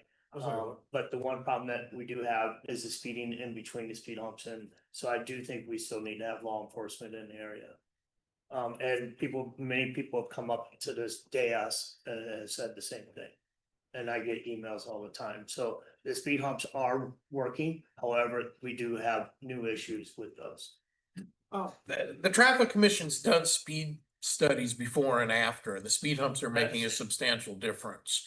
You know, the people who really want to act the fool and slow down and then floor it and say, yeah, and people do donuts and intersections and all kind of idiotic things around here. I understand that, but the speed humps do create a higher level of safety in our neighborhoods. And again, I'm relaying that the traffic commission would like to be able to do something with speed humps this year, and apparently we've reduced that to 0. Yeah, I mean, we fought to look at our budget and see what we could cut. In reality, there's not much we can cut. Like I said, maybe we can go to EESD and ask for additional funds through their $5 million for those speed humps. Well, you say there's not much we can cut, but we have cut something. We've cut speed humps down to 0. Yeah. But if we're doing STP projects, we can put it in that $500,000. I mean, when we resurface a road, we put speed humps Right. for all the time, but If we can, we did. But not know. if Right, you're right. right, depending on where it is, but. Yeah, But bottom line deal, we still have a great need for them. And if I live on this street and I've got people going 70 miles per hour down my street and they got speed humps on the next street over, that don't do me any good. So again, I don't know what in all this ocean of numbers we can cut, but I do know that I don't want to tell the people we have $0 for speed humps this year. That's not what I want to say. And that's one of the reasons I took the $1.5 million out of the ambulance, because we don't have the money. We don't have the additional funds. Assistant. I agree with what you're saying. I just wanted to point out that speed humps have never been in this budget. They were added during ARPA, so it really wasn't cut. My suggestion was gonna be to have traffic commission, or however you want to start it, come up with a list again, like we did for speed humps. And you could do a budget amendment at any point to add them. We could find the funding where it fits. I just don't know what a good number personally to throw at that sort of an item is today, without knowing how many, where you're willing to put them, those things. We have Public Works here. Can we hear something from Corey? Just to answer your question, Mayor, as far as adding speed humps to the STP project, we will still have to get more dots approval in order for us to install those speed humps at their discretion. Okay. See, problem solved. Okay, Councilman Palmer. I recently was asking some questions, but there's been a lot going on with the budget. Did we finally nail down a number as far as what the city's general fund pension contribution is this year? Is it still the 600,000 in the current budget? It is still that number, but we were gonna reduce it to, I think you said 450 is what we were going to be comfortable with, so we can. The pension, correct. Correct, 400 for the pension contribution in fiscal 26. To clear up more general funds for other projects. So if that hasn't been done, that might free up a little bit of a possibility for some speed bump money as well. Correct. Correct. I have not reworked the pension numbers because they were allocated to every department, and so I have to go back. Because we can throw general money at capital. Just to be clear, I'm not defunding the pension. Yeah, no, I understand. Staff suggested at one point we could cut all of it. That was said in open session. I'm not saying we should do that. I'm just saying we have a very healthy pension. That might be an option to free up a little bit of money in a general fund, which can be used for damn near anything. That's all I have to say. Thank you. Anyone else? I do have another question. Yes, yes, Councilwoman Noah. So when it comes to the engineer, we don't have a city engineer. But when it comes to the stop signs, how are we going to get the assessment for the stop signs if we're It missing? still goes, I believe you still have to go to traffic commission. It's been to traffic. Okay, then the council liaison has to bring it to us. And that, I don't know if that's been done. Okay, so it has- Because Ms. Lipka was at that point when the council liaison. And then the council liaison would then bring it to me. And then, right now, we still have the RFQ out that we can use twice if need to for that. Okay, Study. well, I just wanted to understand the process so that. But the that's traffic not- commission traffic commission has not voted any recommendations for stop signs since I've been liaison. I don't know what happened before, but since I've been liaison, they have not approved any stop signs. So what do we do? So then someone. So it has to start over. Someone would have to bring it home to the traffic commission and have the traffic commission say if it's feasible or not. Okay, and the traffic commission for clarity just makes a recommendation, the council votes, so.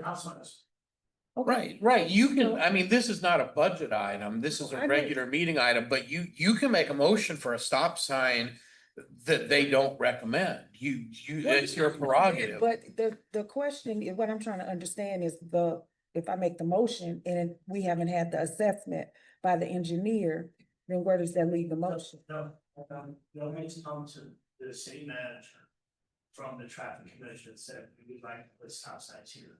And at that point, then we would do our stuff. Okay, I just want to understand. I mean, we, in the past, we put illegal stuff. Good. But, and I we know. just put things there. That's why there's a process. So we don't have illegal stop signs. And I understand that. Okay, a traffic commission recommendation would trigger an assessment. If the traffic commission doesn't recommend, then the only way to trigger an assessment would be for us to pass a resolution, correct? At that point, we probably still have to have an engineer study, I believe. Well, right, but you're not gonna request an engineer study unless either traffic commission recommends or we pass a resolution authorizing a study for a particular location, correct? I can't use that, correct? Well, study, but implementation is important. But he clarified and said study, but I was just gonna make sure that I clarified that implementation is an ordinance, not a resolution, just for. Right, the implementation is by ordinance, but in order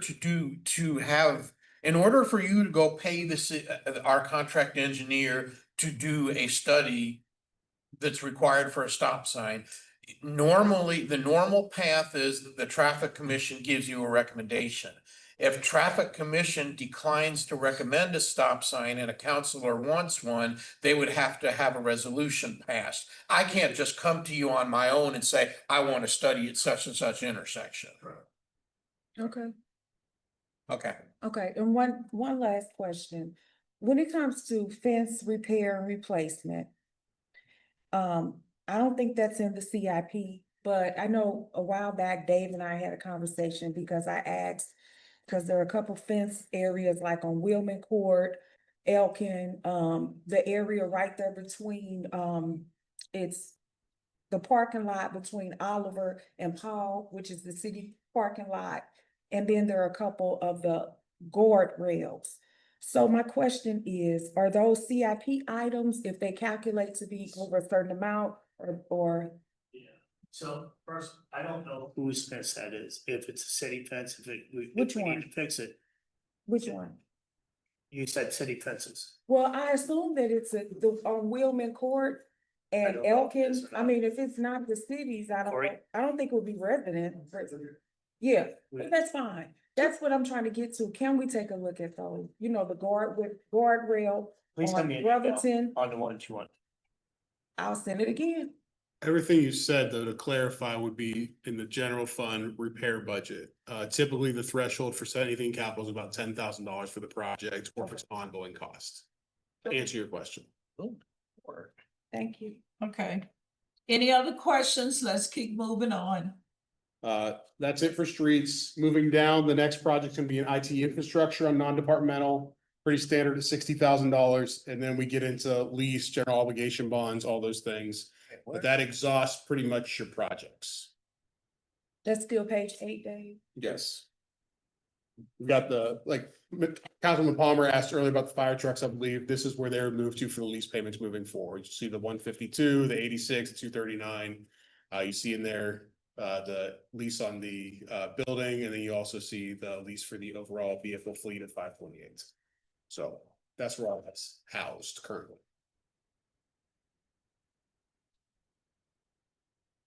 Last couple items in your capital are gonna be in your COPs, bonds, those lovely things, and that pretty much rounds out capital. If there's questions, I'm happy to try to answer them.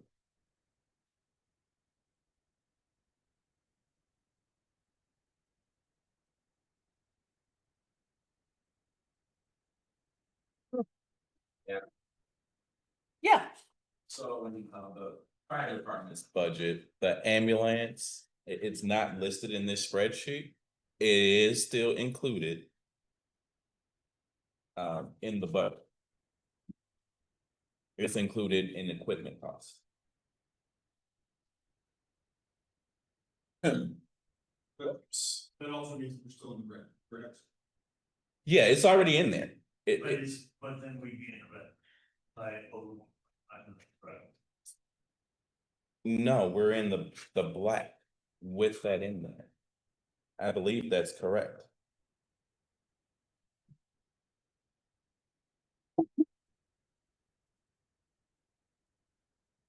Let me double check.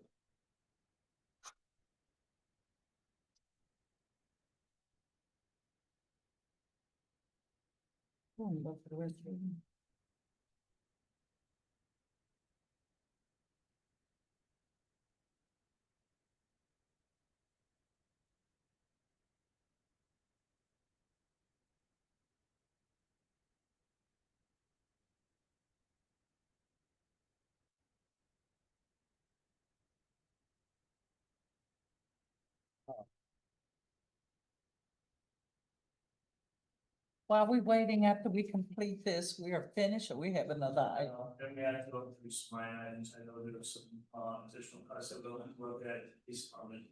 And once you go through those other cuts that everyone had, so there's some in 10, 11, 10, 17, 10, 40 that we have not addressed. Unless you guys all looked at this and agreed with what staff recommended.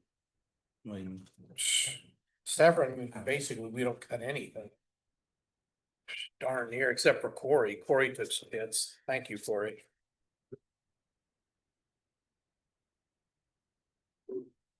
We ready, finance director, when you are. Yeah, oh yes, he was the chief head was talking. I just wanted to apologize. Well, I made a mistake in what I just said a moment ago. So please just disregard what I said about that.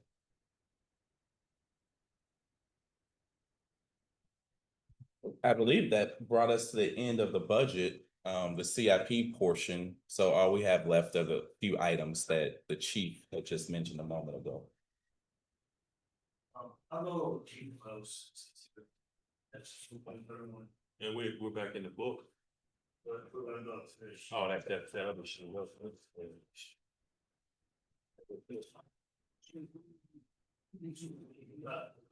You got it?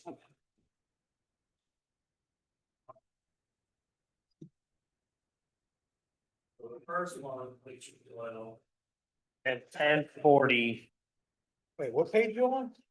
it's gonna be towards the back. It's like 8 pages towards the back one. 1040. 1040. About 9 pages in the back of this. We're gonna start with 1040-2032. I believe we already all just agreed to the 85, keeping that in there. Yeah, we're gonna keep that. Okay, and then the conference, for the consent decree and the next one, the 3302, or it should be 02033. Right here. And I believe Chief Doyle can speak on these, next ones. Now, this could be potentially cut a little bit if we get out of the consent decree. Yeah, so 02033, the consent decree conference, $8,000. I mean, we can do without it, but again, just keep in mind, we're under federal mandate under this consent decree, so it may not look favorable in front of the judge, but at the end of the day, I mean, we don't want to go to the conference. I mean, it's something we could.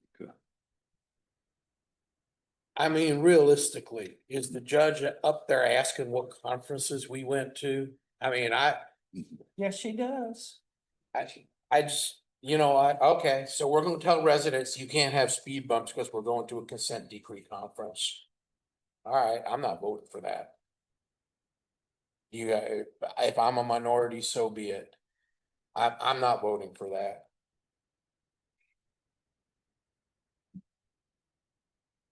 Question. Question. So the consent decree conference, what occurs there? Who's the, is that deal? Basically, a lot of departments that's under consent decrees along with those attorneys for those different cities, along with some of the federal judges that are there. And they talk about, best practices, who's doing what, stories, like I say, I mean. How many staff do we normally send to this conference? Just me, the city attorneys, about 4 of us usually. So what if we just sent 2 and allocated 4,000? I mean, we still have a presence. We save $4,000. Why don't we send 1 and spend $2,000? Chief Doyle can go by himself. He can get his own private room. I mean, We can, yeah, I mean, it's something we can send Miss Washington to. Yeah, I think we need. you know what? I'll go $2,000. I think we need to consider sending 2 and cut the budget in half. I think that's fair. All right, I'll go. Y'all I'll keep go saying for y'all 0. want to get out the consent decree and things that are mandatory of the consent decree, you steady cutting. Somewhere. This along- isn't mandatory. Yes, it is. The judge would January, ask them, February. did they attend this conference? This November. Staff did say we can do it without this item. It's the percentage. We can do without this item. Is the But first- probably not a good look in front of the federal judge. Okay, well, I'm back to 0 then. Forget sending 1 person. If we send 1 person, you can tell the judge we sent somebody. I was trying to compromise, but if you want to be uncompromising, I'm back to 0. I'm just reading what So- they have down here. I understand. All right, you wanna go to the next one then? What are we doing? Let's move on, keep moving. Well, Yeah, I Councilman second the Williams? 0. What do you say? I don't know. He said he second 0. he said he supports 0. So We are we gonna take a motion on all these? When, and not really, when is the date of this conference? We're just talking about, I believe it's in the fall, like October, I believe. I could be wrong on that. I can check on it. Okay, 0 it out and come back and ask for a supplemental later. How about that? How we doing? Well, I don't. Then we'll have a string of budget amendments in October, and traditionally, we try to keep the budget amendments low in October, but at the rate we going, we're gonna be spending time like we spending now. Or not? I have a question. Councilwoman, Covington, Chief, how many people do you recommend need to go? Who are the people that need to be in this conference? Pat Washington, who's the current consent decree coordinator, definitely needs to go. Okay. So that's 1 person, Lisa. $2,000. Yeah, Lisa probably too, because she's part of the training. Thank you. So I guess we'll. I don't have to go. When the Quita gets back, we'll put a motion on the table to study the 2 people and 4,000. No, he said Pat Washington needs to go. He said Lisa. I know what I heard. Okay, We got, well, I'm voting, I'm gonna go on $4,000. So, I'll vote Mayor- $2,000. how are we gonna take motions on all these cuts or are we just gonna I think agree? we just should do. think so. Well, we've got to get them Some of them may, resolved. some of them not, may, some may. So now that, I think the city manager asked me, Mayor, what to. Did you not ask me a Yes, question? ma'am. Oh, I mean, okay. are we gonna go through these and then do one by one? Or are we gonna go through it and say, we agree with the cuts, or are we gonna do a motion for each? Let's go through them and agree to a cut, and when we get finished, we do it all at one unanimous Yes, ma'am. ballot. You can make your cuts, but we don't need to motion on every cut. Okay. Problem I see with that is people are all gonna probably vote no because they don't favor one thing out of 20. I'm just saying I appreciate the idea of trying to make it expedient, but I don't think that will work. To go through and propose 10 cuts at one time. We can try it though. Yeah, I mean, it's not gonna be 10, it's gonna be like 50. Let's try it, and if it doesn't work, we'll move on. Keep going. So you're saying 4,000? Do I keep this? at I'm a no, 4,000? then I'm a no on anything that includes that. Do I keep this at 4,000? There? you Or do said I what now? leave it at 2,000? Bless you. Bless you. Which one we talking about? 1040, Consent. 2033 consent decree conference that probably will be held in the fall. We don't have an exact date for it at this point. Oh, wait, 4,000? 4,000. Yeah, Okay. we already know how you feel, so let's keep going. Okay, and then the next one, I believe Chief said we can do without this one, the 2,600. Yeah. For the drone. Mhm. And then, going to the next one, 1040-2042. Is, community relations, Chief, if you want to touch on this. Yeah, I mean, essentially, community engagement is the cornerstone of what we're doing here in Ferguson. I recommend that we keep what we have in there. I mean, we use that budget to for outreach. We plan on doing citizens academies, things of that nature. What else we got coming up? National Night Out, Just for your Explorer program too, that you're trying to get up. Explorers, all that's part of our community relations budget. So. Are we okay to keep this in? I'm fine with it. Okay. I'm okay. The next one is shredding service. Obviously Chief Doyle, and the police department have very sensitive documents. And they should have a shredding service. What the? It's the ordinance. We did talk about the next one, which was 1040-2090 with cell phones. We are looking at the invoices currently. I got them sent today, and we are going to be going out for bid for all this. But we will get this cheaper. I don't know the price, but it will go out for bid. It'll come to council for approval. Okay. This next one is with the K9s, Chief, the 1040-2094. I did tell council that we did get rid of the K9s, and if you can maybe explain more on this. Yeah, so obviously we grounded the K9s for the police department. However, I do think there's a need for K9 in this police department. Plan on trying to fill those again. Just the ones that we had now, we had to be certified. You need something there? How many K9s do we have now? 0. Yeah. So, When did we get to 0? At one point, we had 2. yeah, I explained to everyone in the council meeting, that we thought it was best at that point to get rid of our K9. Oh, okay.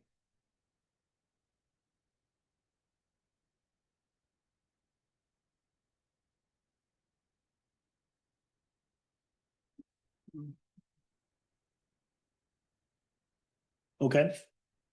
Yeah. All right, the next one be 2240 office supplies. Cut office supplies to $7,000. Is that what it says? From $7,000 to $2,000. Let's just keep in mind that supports our citation, court packages, evidence stuff, basic administration, administrative operations. Okay. Okay, We good to keep that? The next one is 2241. Chief, if you would please explain this. Yeah, so that's the update to the range. Right now, the current retrieval system at the range at FPD is inoperable. It doesn't even work at all. It's outdated. It's been there since I don't know, whenever the range was built.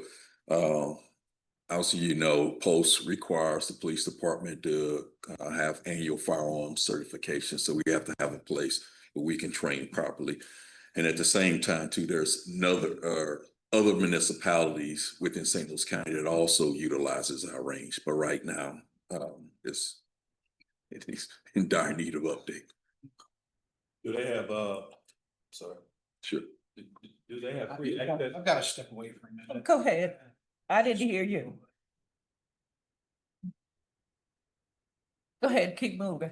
Do they have free, the other, police departments, do they have free access to our range? They do. And so this money would be to fix it or a brand new, It's just the updated. Right now, the retrieval system, I don't know if you know what I'm saying. So when you hit to make the targets move back and forth, that doesn't even work anymore or whatnot. Yeah. The striping on the floors, all that stuff needs to be redone on there. The backdrop where the rounds hit, all that needs to be replaced in the back. Chief, you guys said. Sure. Since chief and chief have to go and, is there another item we can talk about and continue to move? If you want to move past the range updates, the next one on there was the cut items for the PIO. And his explanation is in here. Give me 1 second. PIO plays a key role in crisis communication, community updates, media relations. These funds cover the digital tools, media response equipment, and transparency initiatives critical in maintaining the public trust and funding the DOJ mandates. So he feels it's still needed. It was $5,000, you cutting it to 2,600? That's council wanted it cut. Chief says he still needs it at $5,000. Okay, We will charge other departments. yeah, I know. Okay, 2241. the chief still needs the PIO to stay at $5,000 and not cut to 2,600. Correct. Is that not correct? That is correct. Okay, Next one is in the same budget line of your budget. It was office furniture. And basically he's saying that the proposed furniture is modest. They need to do upgrades to the furniture in the office space. He would like to have that remain in the budget as well. okay. The next one's going to be 2295. It was the e-bikes. And he said they could cut that from the budget, considering to start a bike patrol program next year when they can get better allocated resources if he needs to cut it. So they can take the whole 1649 out. That is correct. Okay, that makes up for something. Okay, That is the last thing that was proposed to be cut from the police department budget by council. okay.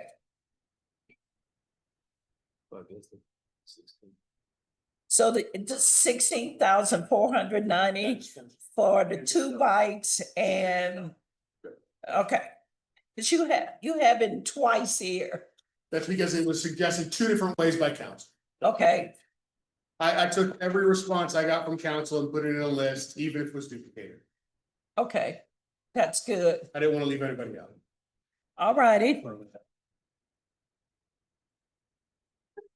So the $16,490 is cut. Okay. What do we know? 402295. Okay, 4, are we done with feeding 285? cutting e-bikes. Right, That's e-bikes. okay. So the e-bikes are cut out. One. We clear? Mhm. They cut both of them? Okay. Oh. We went through the fire. What? Well, that's what the assistant city manager said. They put it in two different ways for us to look at, and it's just cut all together. Is that not correct? That is The correct. $16,490. Okay. Thank you. Next, Okay, so then we can go back to, I believe it's 10-10. And Octavia can, go through her budget. And yours and her budget. I know there's some additional cuts, so there's only a couple more departments to go, 10-10, 10-11, 10-17. That's it. So, 10-10, 10-11, 10-17 are the last departments we need to go through. we had 10-10, that's the first page.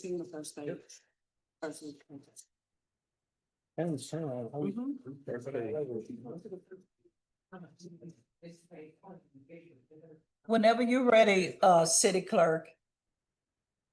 10-10. Oh, I'm ready. I don't have that document. The It- document Chief is reading from, I don't have. It's so- page 7 and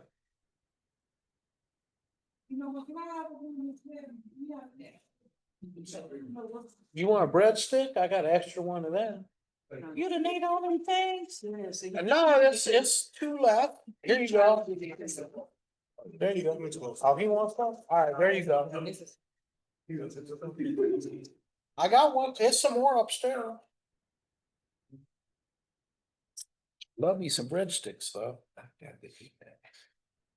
Okay, so going from this one, it looks like 10-10. The first suggestion you had was to cut the deputy city clerk. While there is a need, it's probably not a position that is filled this year, so I'm okay with cutting that this year. Okay, Going next to the next one is 10-10-2032, which is the council retreat. There were different options here to cut the retreat or to reduce it to $500. That's completely up to the council's discretion, so if the council does not feel like they'll have a retreat this year, we can cut the retreat. I'm sorry, let me get to the page so you guys can see where we are. We can't completely cut out the retreat if the council is not up for it. We did discuss maybe using, some resources if there was a need or if you guys desired to have such, since the attorney did offer. yes, he some did. services. So we could potentially do that, see what that gives us. So, we can cut that one as well. The cut to NIMS, 1,500. Question. For NIMS, it's required by the city council. That is, disaster preparedness training that is required.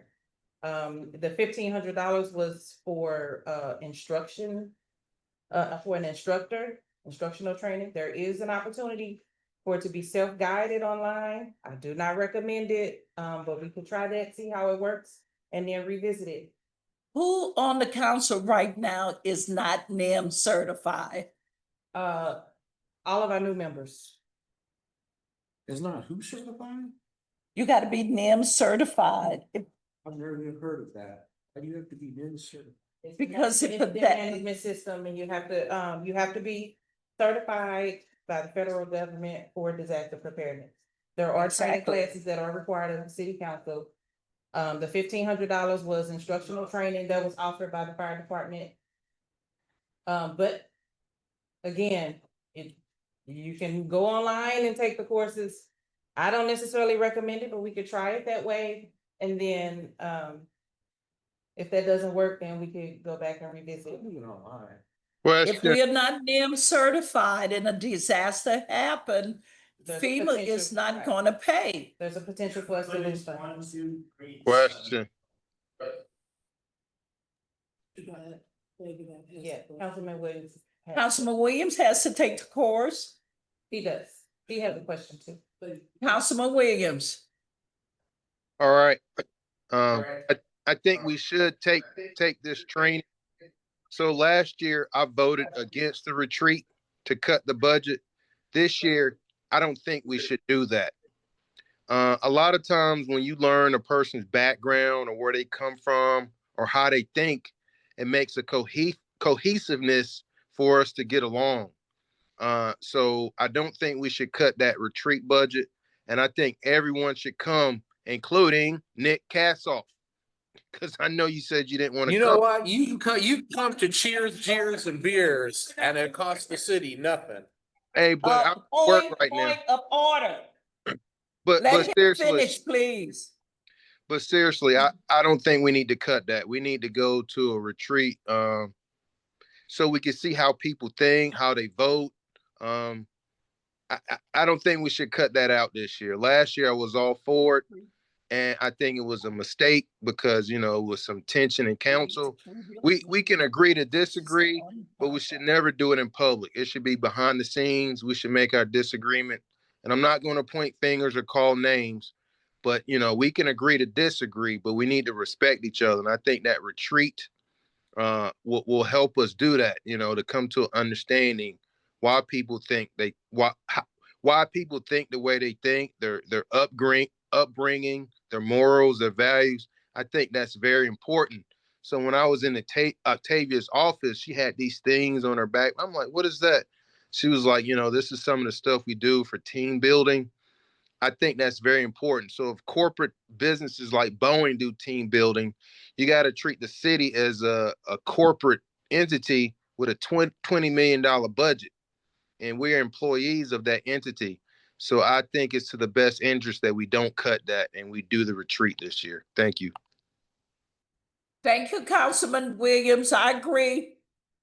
And we do have an offer from the attorney, so we should be able to work half and half or whatever. Okay, let's get back on NIMS. Let's get back on NIMS. If the council is not certified in NIMS and a disaster happens to Ferguson, FEMA is going to look for the council to be NIM certified.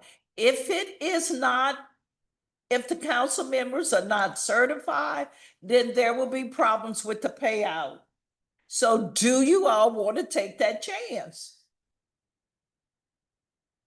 The way the weather is hitting St. Louis? Councilwoman, okay.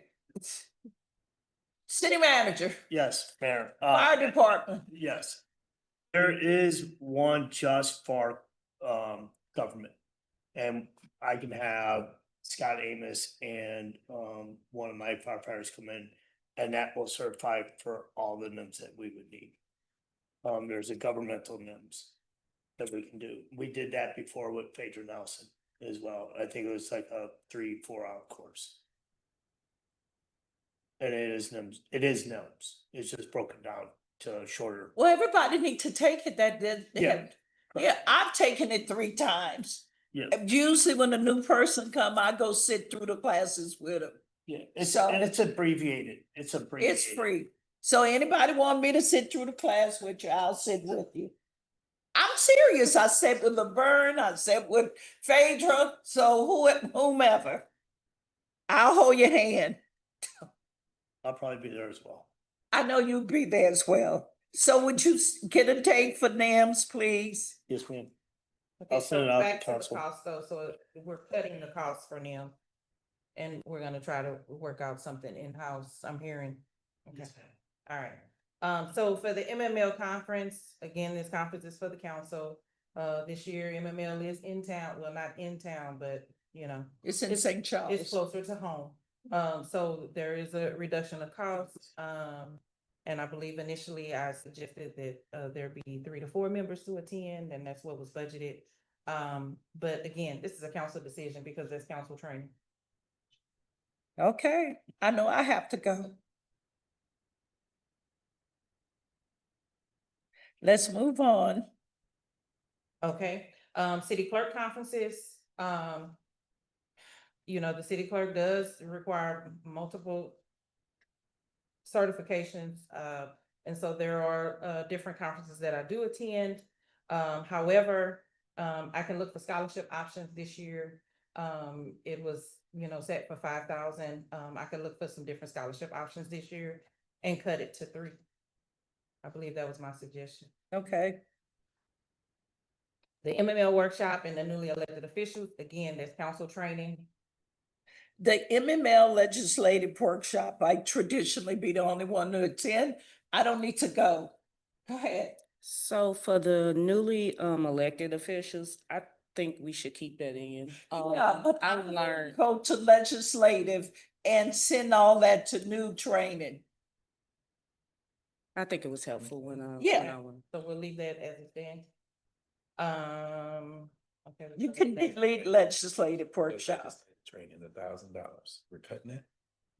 No, legislative, she said keep it. Okay. I'll And then, for me, it was also, I believe, incidentals. And that's where we do council shirts, we also do flowers and so forth. If necessary, if the event arises.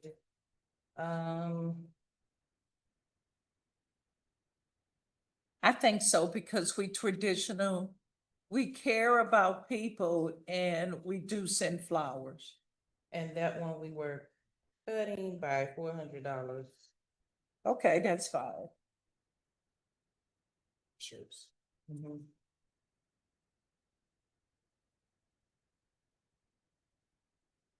Uh, 10-10-02-039, the Shamrock Ball.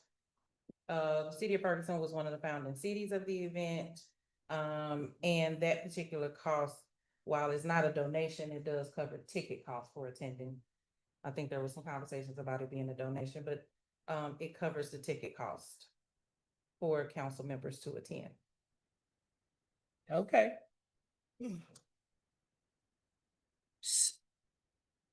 I don't think we should cut the Shamrock Ball because we are one of the founding cities in that. Next, there were suggestions to cut the boards and commissions banquet. This is the only method we use to express appreciation to our volunteers for their service and their dedication. Decreasing it to $5,000 is not sufficient to host an event of this size without major cuts to it. Again, I mean, I would not recommend that we cut that one. I would ask that we not cut that one.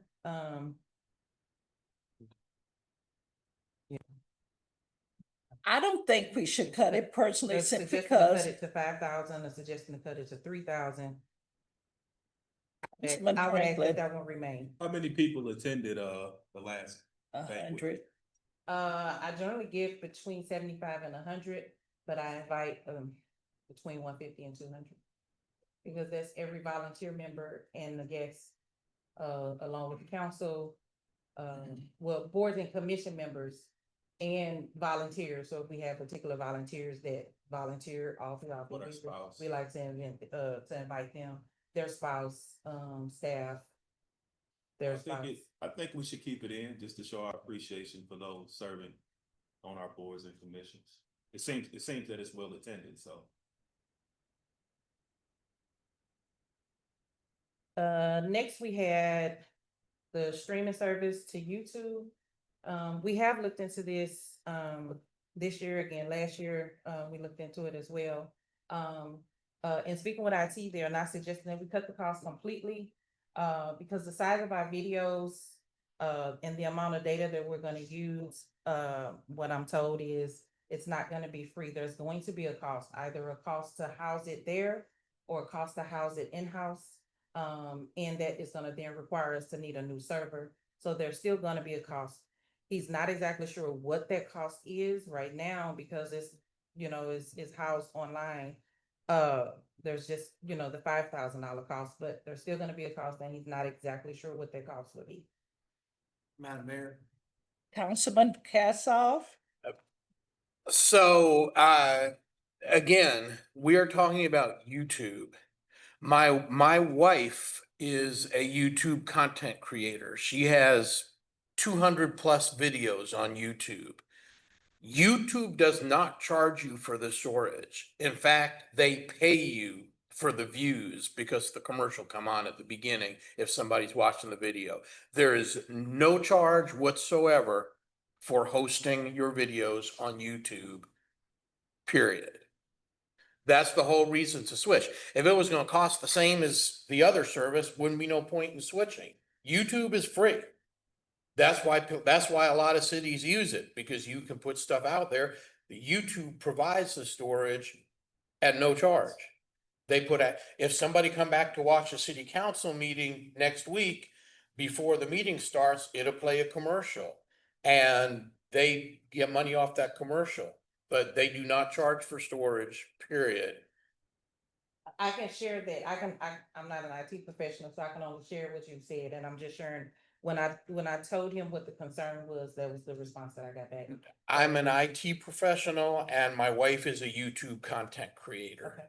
She's got 200 videos on YouTube. She gets paid. Assistant City Manager, I am not a content creator, so I'm asking a dumb question. Huh? I said, I am not a content creator, but I want to ask a dumb question. Okay. Currently, we use Zoom to stream it live. People interact with the meeting. Can you stream it live from YouTube, or are we just saying we're gonna put it out there after the fact? I'm wondering how the public interacts So on a streaming service. You can stream live on YouTube, but only if you have a certain number of followers, which honestly, we probably will never get that many. Right. So, but also we want to keep the live on YouTube anyway, on account of people come to public comment on YouTube, and if you were doing a live stream somewhere else, they wouldn't be able to interact. So we would still do the live on YouTube, but when she does the live on Zoom, excuse me, but Zoom allows you to save a video file. And then you would do the same thing that we do with our current video hosting service. You would upload it, you would name it, March 22nd City Council meeting, and there would be a City of Ferguson YouTube channel. You'd upload it to the channel, and then anybody who wanted to view it, that you could either give them a direct link to a particular one, or they could go to the City of Ferguson YouTube channel and it would list out all of the different meetings, just like any other YouTube channel. And as I indicated in the email which I sent, which I don't know if that got passed on, but I provided a list of about 8 different cities and that are already doing this. And honestly, there's probably hundreds of them. I just figured I'd give you guys some examples so you could see that in fact it is being done. But to be clear, YouTube does not charge for storage. YouTube does not charge for streaming or bandwidth. They make their money on advertising. And so there would be no cost to the city at all for hosting our videos of our council meetings on YouTube. I was just trying to get clarity as far as the. Yeah, sure. No, I'll be happy to answer any questions. We upload videos to YouTube multiple times every week. let me ask a question. I can. Have- Okay, have our IT person looked at this? Yes, I'm providing his response. Like I said, I'm not an IT professional, so I can't debate it. Honestly. So I can relay that to him. But like I said, YouTube is currently set up, and I could be saying wrong what he shared with me. Because YouTube is the way I have already set up YouTube, is my understanding that we already have the capability to stream, but there was something else we needed to stream. I am already posting videos on YouTube, but he did have a concern about storage. So like I said, if we can cut the cost, if there's a need, we can always, I can bring it back to the council if it's found that, we need to do something else, and we can go from there. Well, we need to get the IT person. He has to take care of it. Yes, yeah, and I'm in communications with him. It's something that he was working on. I've related to him, so, he's looking at it. Okay. He just didn't suggest that we cut it completely, but we can cut the cost now if he does come back and find that there's, according to Councilman Cassoff, if there is no cost, truly no cost for what it is that we're doing, then we should be okay. If not, then maybe we just have to come back later with, the true cost, and if necessary, do a budget amendment to, does that sound okay? You hosting stuff on YouTube right now, you said? I post videos to YouTube right now. I Okay, just don't and we don't stream. get a bill. I know, but I don't stream either. Okay, now. So if we're looking to do it the same way we've been doing it. Well, the way we've always done it is, if you want to watch it during the meeting, you come to the Zoom, and then you're uploading the video to this other place after the fact. It was my understanding, it was my understanding that we were streaming live from YouTube. That's what I relayed to him. That's what- Streaming live where? On YouTube. That's what I understood the request so to be the last time. YouTube does have live streaming, but again, I believe you have to have a certain number of followers to get it. And I don't think that, based on what I see with the number of views of city council meetings, I don't think, haven't seen more than 100 per video. I mean, we're not, huh? I haven't seen more than 100. Right, exactly. So we're not gonna have enough.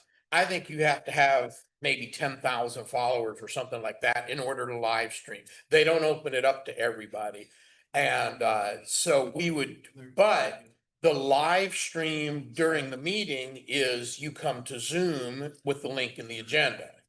And then you have the video file at the end of the meeting, which you would just upload to YouTube, the same as you, because that little thing on our website right now, the little screen where you can watch an old meeting, that's not a live stream. You're uploading that to some other service Right. that we're paying $5,500 for. Right.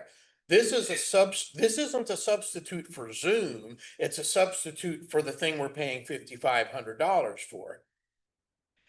Let the IT person for the city make the determination.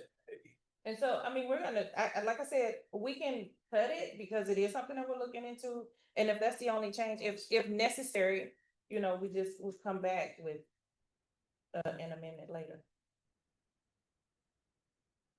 Okay, next going down to 2090, the communications, it was to cut $4,000, and that's the council's cell phones. Well, Cell phone I don't know about anyone else, the telephone calls that I use for the city business, you cut it, give me another phone, because I will not answer on my personal phone to do city business. You just have to supply me with another phone. I'm not taking no call from the congressman, anybody, I don't care who they are, using my personal phone. Councilman Cassoff. How much extra does it cost you when somebody calls you?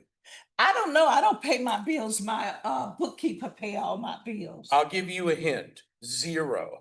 I don't know. Cell phone service, every cell phone service on earth now is unlimited minutes for free.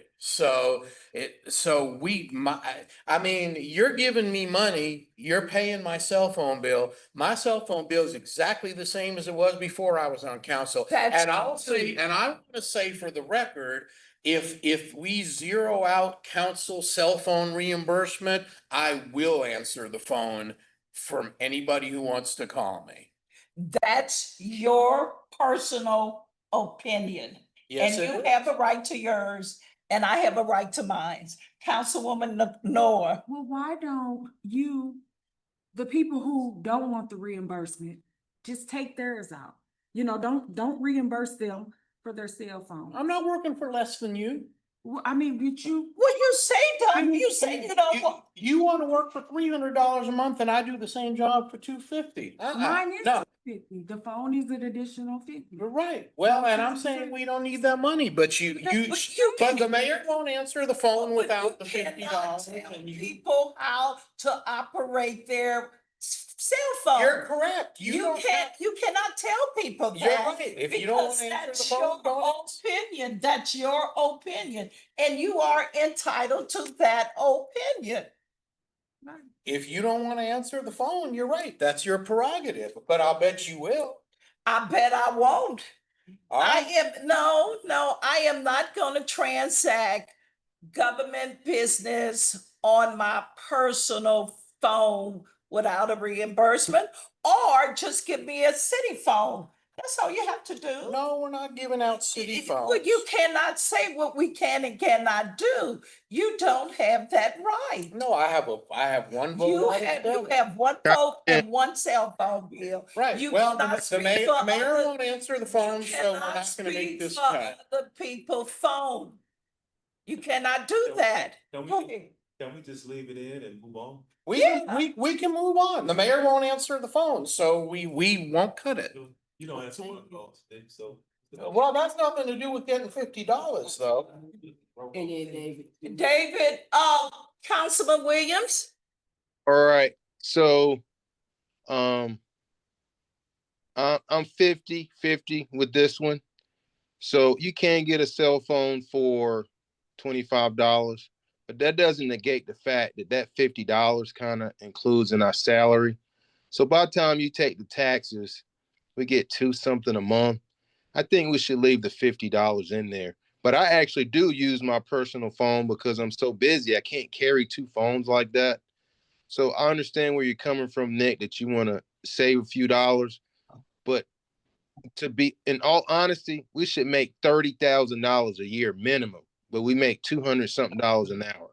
So if we take that $50 out, we're making under $200 a month.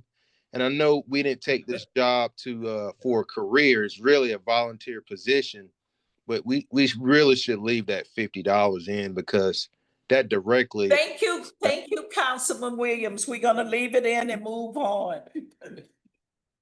Okay, the next We item I are the had, lowest paid council out of 81 municipalities. Go ahead. the next item we had was to cut office supplies to 1,000. Okay, and then last cut, various miscellaneous, it was at 100 and it was to cut it to 0. Okay, We can't cut the miscellaneous to 0 simply because the paper we buy for proclamations and the frames and stuff, what do you purchase that? depending on the store, but primarily office supplies. Okay. And people really appreciate that we are not giving them a little sheet of paper with a frame and this and that. It keep us looking professional and look like we care when we give people proclamations. If miscellaneous, I mean, that's an overflow item. It was only set for $100. If something came up and there was no other place for it to go. But I think if we did have an issue like that, I think we just have to work on categorizing it. That's all. So it's $100. Okay.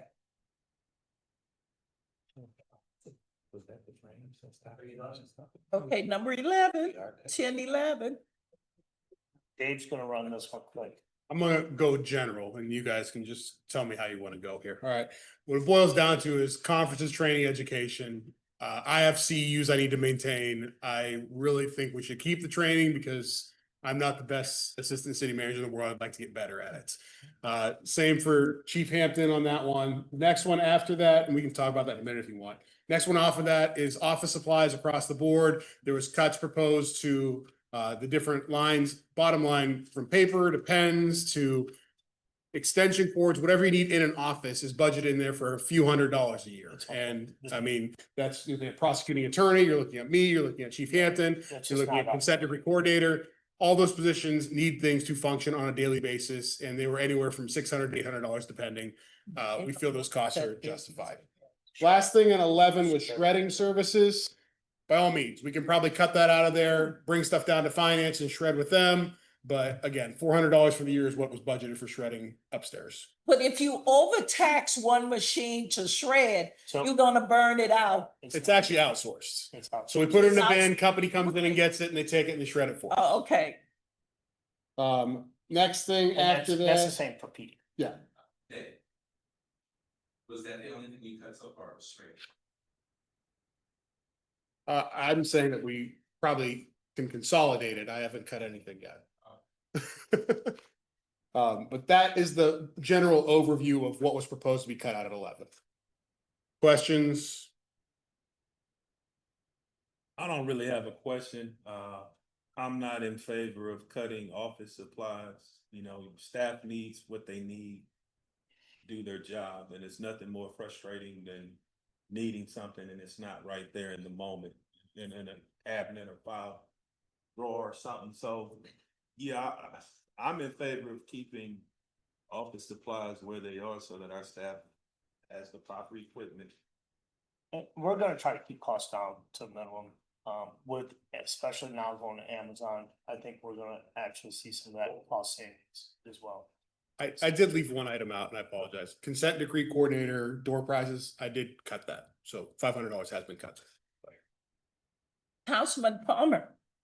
Yeah, and when you said about the office supplies, I think I didn't micromanage that tightness. I was going for more like lower hanging fruit, but I have said it about 5 times. Anytime we have services we perform at multiple city facilities, we need to be putting those out for bid on a regular basis. I know for a fact our fire suppression testing is twice the price it should be because I pay for that personally at 4 of my buildings. It would be probably even cheaper for you guys because you could have them come in and one technician does all of our buildings in one day. You know, it's basically a manpower hour type thing. Same with the shredding, same with the office supplies. If it's currently where department heads or people with staff are ordering office supplies for all are ordering at all different times, it doesn't seem to make too much sense. Just have an office supply room. So we do that now, more or less, we're trying to, the upstairs is more for everybody upstairs. And we try to consolidate that all into buying bulk, right? Right. Especially with our paper, that's one of the biggest purchases we have. We try to have that down in the financial, as you guys see. So we're trying to buy more and more like that. The one thing we can do, I think, is try to get police, fire also into that same purchase. Get everybody all rounded up. Same with generator service, fire extinguisher service, like So get we them all. did that for fire extinguishers. We did go around, Centos is the best price on that. We did have Firewalker who we had in town for a long time. But since they moved to Maryland Heights, they are more expensive. Right. But we did take your advice on the sprinkler systems and the backflows. We are going off a bit for that this year, so that will probably come down in cost. And you should be able to find a company relatively easy to offer you a 3-year contract. Yeah, know, and we're gonna try to do that because they also do our backflow for the sprinklers. Backflow, alarm. And so this would probably be more of a fall item. So we will have it done before fall. And my guy does a flow test, check valves, checks the whole backwater valve, checks the annunciator, the alarm, and it's like $350 a location. Yes. I do it once a year, so. We'll But yeah, all that stuff just kind of, it's always good to be conscious of it because I already know, when I get into a pinch and I call the supply house and I have to call plumber supply and I don't have it stocked, yeah, it costs me 30% more. They're giving me list price, but I need it that moment. So, thank you. Okay.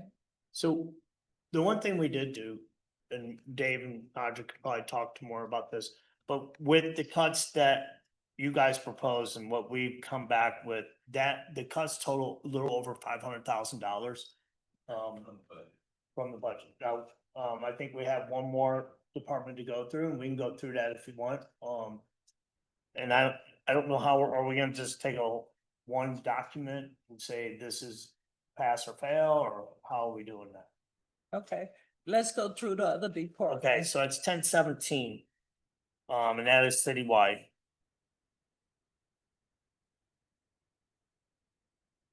The first one is 1017-2034. This is the 4,200 cut from the NCI membership and activity sponsors. This one it gets explained because it was proposed by multiple people. Right. So to go through it, National League of Cities was cut. City advertising was cut by 4,000, Shamrock Fund was cut, but if you go down, you can see which ones we did say we were gonna cut and which ones we probably need to leave in there, if that makes sense. So we are cutting a substantial amount of money in this. So I mean, just alone, there's 4,500, about $5,000, am I correct? Yep. $5,000 worth of cuts in that department, in that section alone.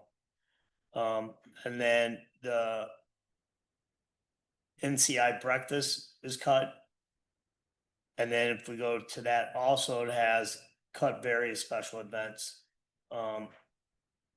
Octavia, maybe you can help us on this one as well, a little bit on those special events. That's for morale as well, correct? Or, Chamber. which, 10-17-2043. Who's the chamber events?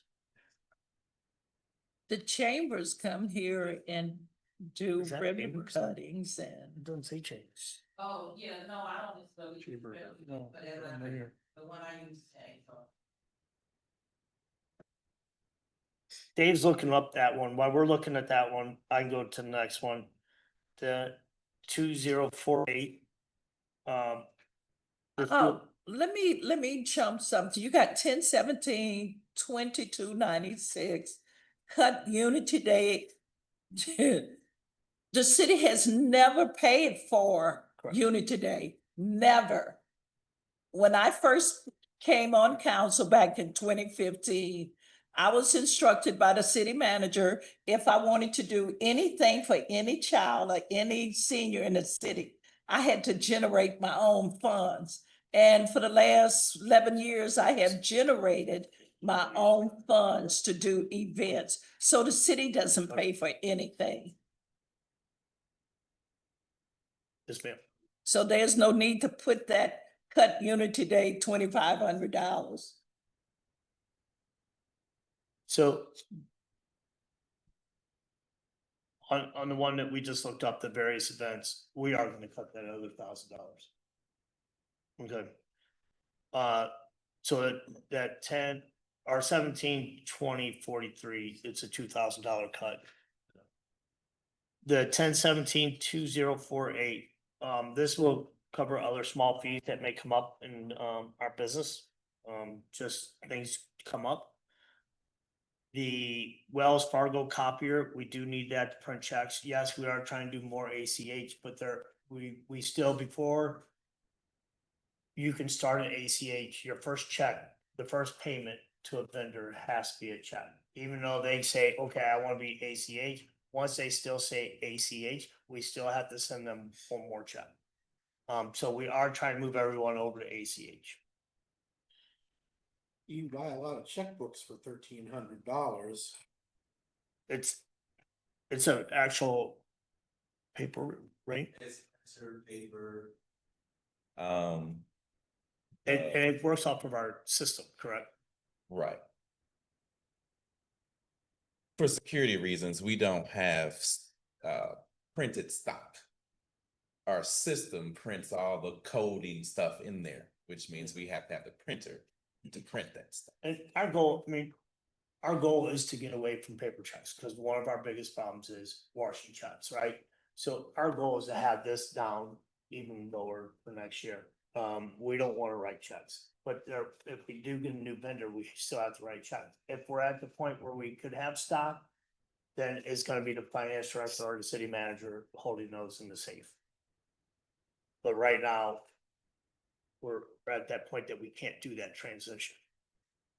Not totally yet, no. But after each check run, we do look at the checks and then try to send out the vendor sign up and, things to get them on the ACH. Not all vendors would do it, as we mentioned in the last meeting. The majority of them will transfer, but some of them, they just don't.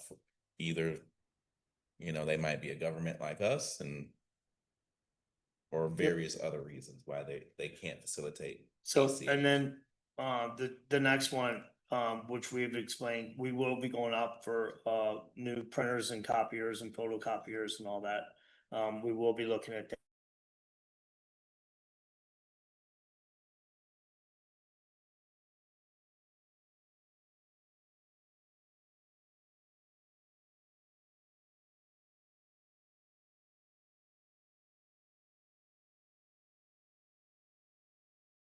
To an in-house attorney, we'll have to put out an RFP. And if council wants me to do that, then direct, we'll do that. The municipal codification, on 2230. Octavia, can you talk on this one a little bit, please? Yeah, so one of the questions was, what is the codification? And the codification is a combination of the city ordinances along with model code, state statutes and so forth. So we have it in our budget so that we can recodify. We have not recodified our book in a number of years. And there is a need to do so. But like I was explaining to Chief and Dave, if there is a funding issue, because this is all hands on deck. If there is a funding issue, this is something that we can hold and do next year. But it is something that we do need to do. If you look at a lot of our codes, one of the problems that we have is we do spot ordinances and it throws things off in other areas. And what the codifiers do is they take a look at that and they help us to put all those things together. A lot of areas were out of whack. They will look at model codes and determine where we need to be brought up to speed. That is not a process though, that is done in one budget year. Normally you have to go out for budget for that. The cost is somewhere between $35,000 and $50,000 to redo that entire book. But it's gonna take about 18 months, 15 to 18 months to get through with it. So if we started this budget year, which is what was being proposed, if we started in 2020, the 2025, 2026, it's likely it would not be completed until 2026, 2027. So, so it's not the whole thing over, there's a possibility that we could split it in 2 budget years. So Councilman Palmer. we put that 25. I won't talk forever on it, but if you're fine with cutting it, I am too. Would you say it? She said she was fine with not doing it this year, and if that's the case, I'm also fine with not doing it this year. I mean, it's something that's needed. I think it's, there's a few things that go along with it. But again, it's all hands on deck. It's very time consuming. It's gonna bring in, it's gonna require all the staff from everyone. But if it's a matter of contention this year, I feel like it's something that, we can hold off and start it in the next budget year. But we have put it off 3 years already. We have. We keep pushing it and pushing it and Yeah, pushing it. one of the reasons we have put it off though is because, again, let me reiterate, it's all hands on deck. So you need all of the departments to be able to really prioritize and, make it, from each department. And we have not been able to do so. Okay. And again, we just lost another staff member, We so, which is why, and that particular staff member takes up a lot of that particular budget, so. Okay, and that brings up another question, but Yes. city manager, Octavia, how far back do we go when we do a codification? How long has it been? No, how far did we go back?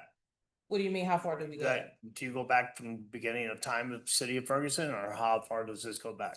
You go back to the last time it was done. So what you look at is all of the ordinances. So the ordinance book itself already encompasses all of the ordinances that go back to the beginning of time. And so when you look at our ordinances, you look at the bottom and it has little messages at the bottom, ordinance number, whatever, 2016, in that particular section that explains when the last time that section was adopted. That's what that wording is down there. So it already includes everything in there, but when you do the review, you literally have to go line by line. So like with the, it would have been a lot easier to find that we don't have anything. Not necessarily so. So, this is all of the ordinances that are actually codified. So we don't codify all of our ordinances.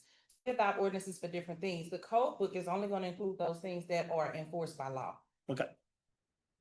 my question still becomes, and I have said this on numerous occasions. We employed planning and zoning, a firm to bring codes up and sign codes. We paid $75,000. We have not received that information. We. I didn't hear that. That's the zoning code, which is separate from the. Yeah, I know it, but I'm bringing it up now. We hired a firm to do, Yes, ma'am. do you know where I'm going? Yes, ma'am. So with that, they came back and I believe I sent it to council. They wanted over $100,000 to do more work. They don't have to do more work. They owe us a workshop on the work they have already completed. So with that, let me and Dave get into that department a little bit and then come back to council. Yeah, Because we were not the ones that actually talked to him, right? I know. And so I want to have the truth. And I want to have. Yeah, I do understand, but we don't have $75,000 to throw away. Correct. Okay, Just to add, cause I was on planning and zoning, the last request we made, we wanted to see kind of a compare and contrast what amendments or edits they made to our code. Because we never got that, so that was kind of like the last key item that we wanted to see this, so we could compare and contrast this. Just so you know when you go. And then we also have to start thinking, when we're gonna update our codes, right? So, city manager, let me ask you, is the city, your staff, are you guys ready to start codification, or do you need they more are, time? Or they really are. They're ready. this, because I say if you guys are ready to roll with it. She just said they don't have the most essential employee on the staff right now to do it. I didn't say necessarily the most essential employee. However, that particular department, one of the most critical, yes. But it is a process that's gonna take, like I said, between 15 to 18 months. But there are a lot of conflicts in our code. Yes, they are. Actually, I'm over code. You said what? I'm over code. Dave's over economic development. I mean, if we have the funding, we need to move forward, but if, that's. The short answer was, if we need to make a cut, you can cut this, but we'd like to proceed with this if we can. Another thing that is important, our emergency manual. Yes. We So- need to bring that up to date and get it passed by council. Yes, ma'am. When we had the flood, I don't want to go through this again, but we had the flood. Chief Hampton and I working on the same page from the emergency manual. The city manager thought he can do something totally different. Yeah.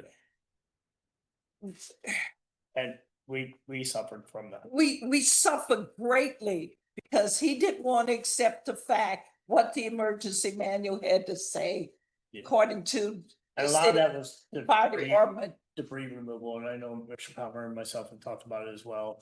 We need to have a staging person there because you cannot take appliances and put everything in one dumpster, which we were doing. Oh, it was horrible. Which hurt. You all couldn't imagine what we went through. So Councilman Palmer. I just had two kind of requests, well, one more statement, one request. Given we have cut a good amount of the conferences and continuing education and so on and so forth, I think I once asked for this, but I think it's important that we know when we send people out what they're actually doing. So if you could draft some sort of a template for, hey, on your field trip, what'd you learn? That's good. And then they can present that to council, or at least present it to you and you can get it to us. I want to know if they're spending, 6 hours on the sales convention floor learning about new stuff that's going to cost us a bunch of money. Are they actually learning about how to bring our parks into the 21st century? Rob, I go to all my classes. talk about that. We've been on the same thing. We have already talked to department heads about how. I had to get we'll go forward certification if you when I get a said, "Oh, my conference. class." I like at the fire department this past year, we sent 8 people. But that's also hands-on. So we bring that stuff back. We do Mhm. in-house training. I mean, just that's a as big thing. detailed as they want to get, it'd just be good when they're sitting in their hotel room at night to write down what they did that day. I've been to a lot of conventions and half of it, for the ones I've been to, half of them are a sales pitch. You do to the classes and then it's like, oh, there's the vendor exhibit, and that's where you learn about all the new cool stuff. Absolutely. and if you don't mind, that's what we started in the Parks Department before I left there. We can't afford to send everybody to conferences, period. So certain ones are going to state, certain ones go to national. But when they come back, they have to pick out at least one item that they learned and present about it to the group at the next staff meeting. That way they're sharing the information, it gets passed down backwards and that kind of stuff. So it is something that we're already doing in other departments. And then my second one was some of the things I brought to the attention I was concerned with. A lot of them revolved around placeholders. I don't like putting the same thing in the budget for 3, 4, 5, 6, 7, 8 years in a row to find out it hasn't been done. And then to find out we've been in a deficit for the whole year. That money, if it hasn't been spent, we should be in the black at the end of the year. So if we're going to fund something, do it. Because I'm tired of funding stuff that we say every year, it's the same old song and dance. We really need to do this. It's been a long time. But then the next year it's in there again, and the same cone is sticking out of the same hole from the same street light from 2020. So either fix the light or take it out of the budget. I'm not gonna put placeholders in there for things we know need fixed. So next year, I'm gonna be very aggressive on those. So if you want a municipal codification, get it done. Because I don't want to hear next year how essential it is. Obviously, it's essential 3 years ago, it's essential 2 years ago, it's essential this year. Let's get it done. Because then we cannot continue to spend that 50,000 on something else that we don't know what it is. Thank you. Thank you. Okay, Okay. well, I could share something from my last workshop. We have a brew house. We manufacture beer here and we're not marketing it, or we're not getting the traffic that we really need for that brew house. When in the last class I was in, if you have a brew house, you should be overrun with people every weekend. So and it's downtown Ferguson. We're not using it to our advantage. Okay. Okay, what's next? Coming to the, you already talked on the, we already discussed the consent decree. The Unity Day was never funded by the Ferguson, the 20,000 for emergency operations. That's just in case. I know it's a thing, but we don't go over that 20,000 in our budget line item, but it's nice to have that 20,000 in there in case we do have an emergency. What I'm getting at is there should be, if we didn't use it last year, there should be 20,000 sitting there waiting this year. Not Right. 20, I see what we you're didn't saying. use it, 20 grand, we didn't use it, because we used it somewhere. We're over budget this year, so it got used somewhere.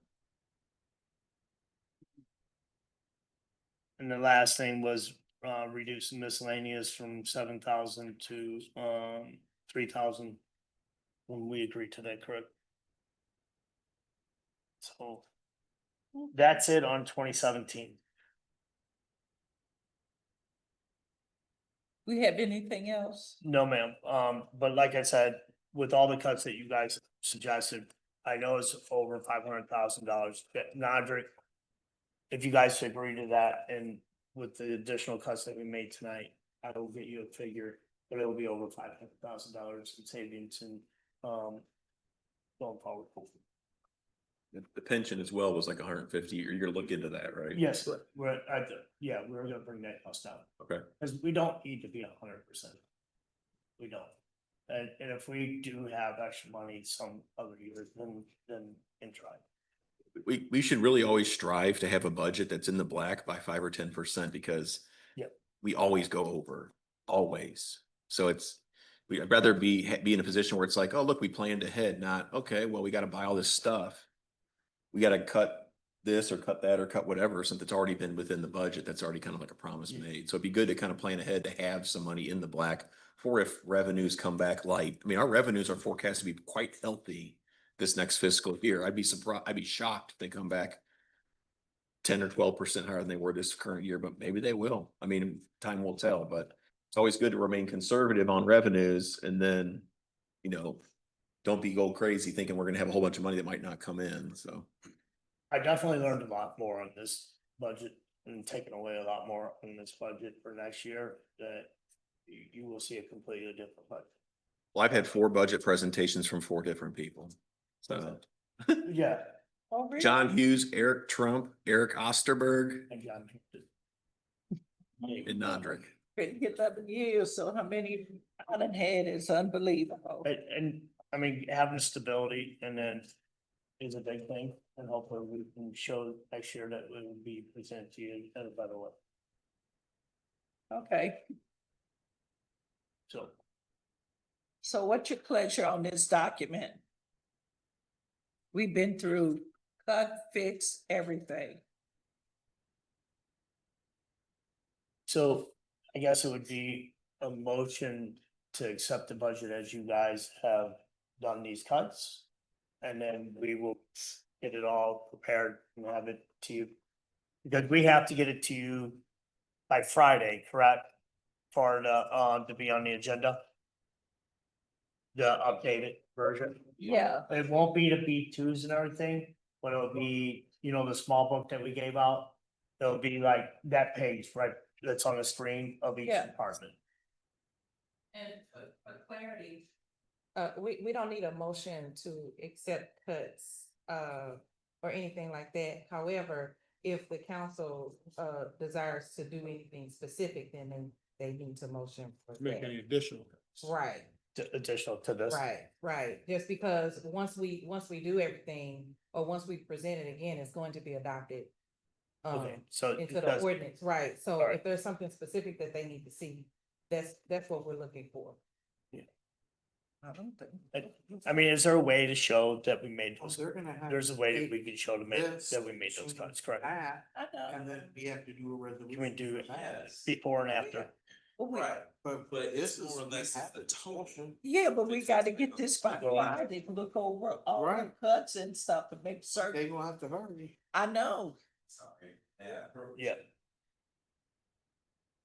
So what the chief was just describing is we make the cuts and present you these summary pages. You can see the cuts in the balances down here.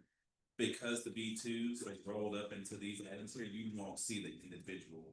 Yeah, payments without going through the 500 dot. And so that's what's that. The next. Is that good with council? Yeah, that's fine. So long we get it by Friday. Yes, ma'am. Individual questions about a specific page, you can give us the I can't. drop down. Yes, Right. yes. And those B2s need to be trashed and start over again anyway, you know, obviously. Mhm. I don't like I- B2s at all. We don't like. I didn't think we were gonna do I don't like B2s seeing this it, year. but it's like they're rolling the same B2s forward over and over. That is the first step of the process, is copy the whole book and then go back and start. So a lot of budgets that I've seen and that I've been to with other ones, just down the East-West Gateway, and when I listened to St. Louis counties, it was basically that page that was up. It was like photocopiers this, well, you didn't even get B2s, you didn't even get to detail, but. I know when Jeff Bloom was here, that he wanted to provide those beats, all that detail, to show you what was in it. If council doesn't want that, then we can go ahead and make the budget smaller, and we can have the department heads here explain what is in each one. And then that way we won't have the confusion of all this, like we did this year. We just passed the budget at East-West Gateway and two departments made a presentation on the little change, on the changes they're gonna make. We passed the budget and it's billions of dollars. Yeah, and I mean, in each department, like the fire, police, you can see how much there's an up. Or how much if it's staying steady, and if it's a large increase, we can make sure that they explain why. You know, cause you guys deserve that. This, Well, also, once you take, so personnel is relatively fixed, barring some sort of large, economic tragedy, it's generally fixed. But there is some discretionary in there, or, you know, with supplies and services personnel, there's some discretionary within reason, not a ton. But I think it's important if we're gonna have this powwow as a council, we need to develop our mission statement for the city for the 1 year and the 5 year. Then you should do project-based accounting to bring all the department heads in how to achieve these goals of the city council. Whether it's housing demolition, get the last house down, fix this many roads. Then you get all the department heads working together to figure out how to get these initiatives funded, not, we've always done it this way. So let's throw this in, you know, and 3%, add 3%, you know, the actuary said this, that's where you get stuck in this vicious cycle of, we've always done it that way. It doesn't always mean it's the way. so we'll look at different ways, and what I'll do before we bring the next budget, I will propose how we will bring that budget. And then we can have council agree on this is the best way to bring it, or I'd like to see this. We'll look at other budgets, how they're done as well, and see what we can bring to better our budget. There is one thing that we would like to bring up also is with the EDST fund potentially for this year's budget. And Dave, you explain a So little bit the more. current 2025 budget, we discussed the other night about the nuisance line, the home demo, all that stuff. I totaled the receipts today. It's about $500,000 in demo this year. The problem is we did not do a transfer to cover that from EDST for the current budget. So basically that would help us if we did a transfer from EDST to cover the demo minus the ARPA funds to the tune of about $450,000 to help shore up what we had went over with the nuisance line earlier, if that makes sense. So that's the question to council. And I can bring you a budget amendment at some point in writing on that one, but I at least wanted to clarify that from the other night. Because currently we funded the demo out of the general fund. That's how Yeah, it was but covered. it, yeah. But we understand. never transferred the money from Right. EDST over on the current budget. So we gotta make that that budget amendment and make the transfer. Yes. That's fine.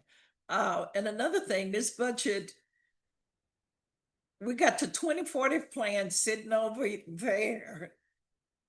It's collecting dust. Don't say nothing. The budget should try to reflect or parallel what we said in the 2040 plan. That'll keep us from marching in one place. And in that 2040 plan, it is also about residential housing, and that's one of Yeah. the big areas that we do need to take a stand. And I think Ferguson has really taken big steps. We're one of the only cities that will say we're gonna demo a bad house. We're one of the only cities now that trying to make more landlords accountable. Right. And we do have that. That's one of our biggest issues. Okay. Anything else? So moved. A motion and a second to adjourn. So moved. Let me go to second. All in favor? Any opposed? Ayes have it. You should have seen your eyes. You tell me, we're ready to go home. We really got. This. On the, on the.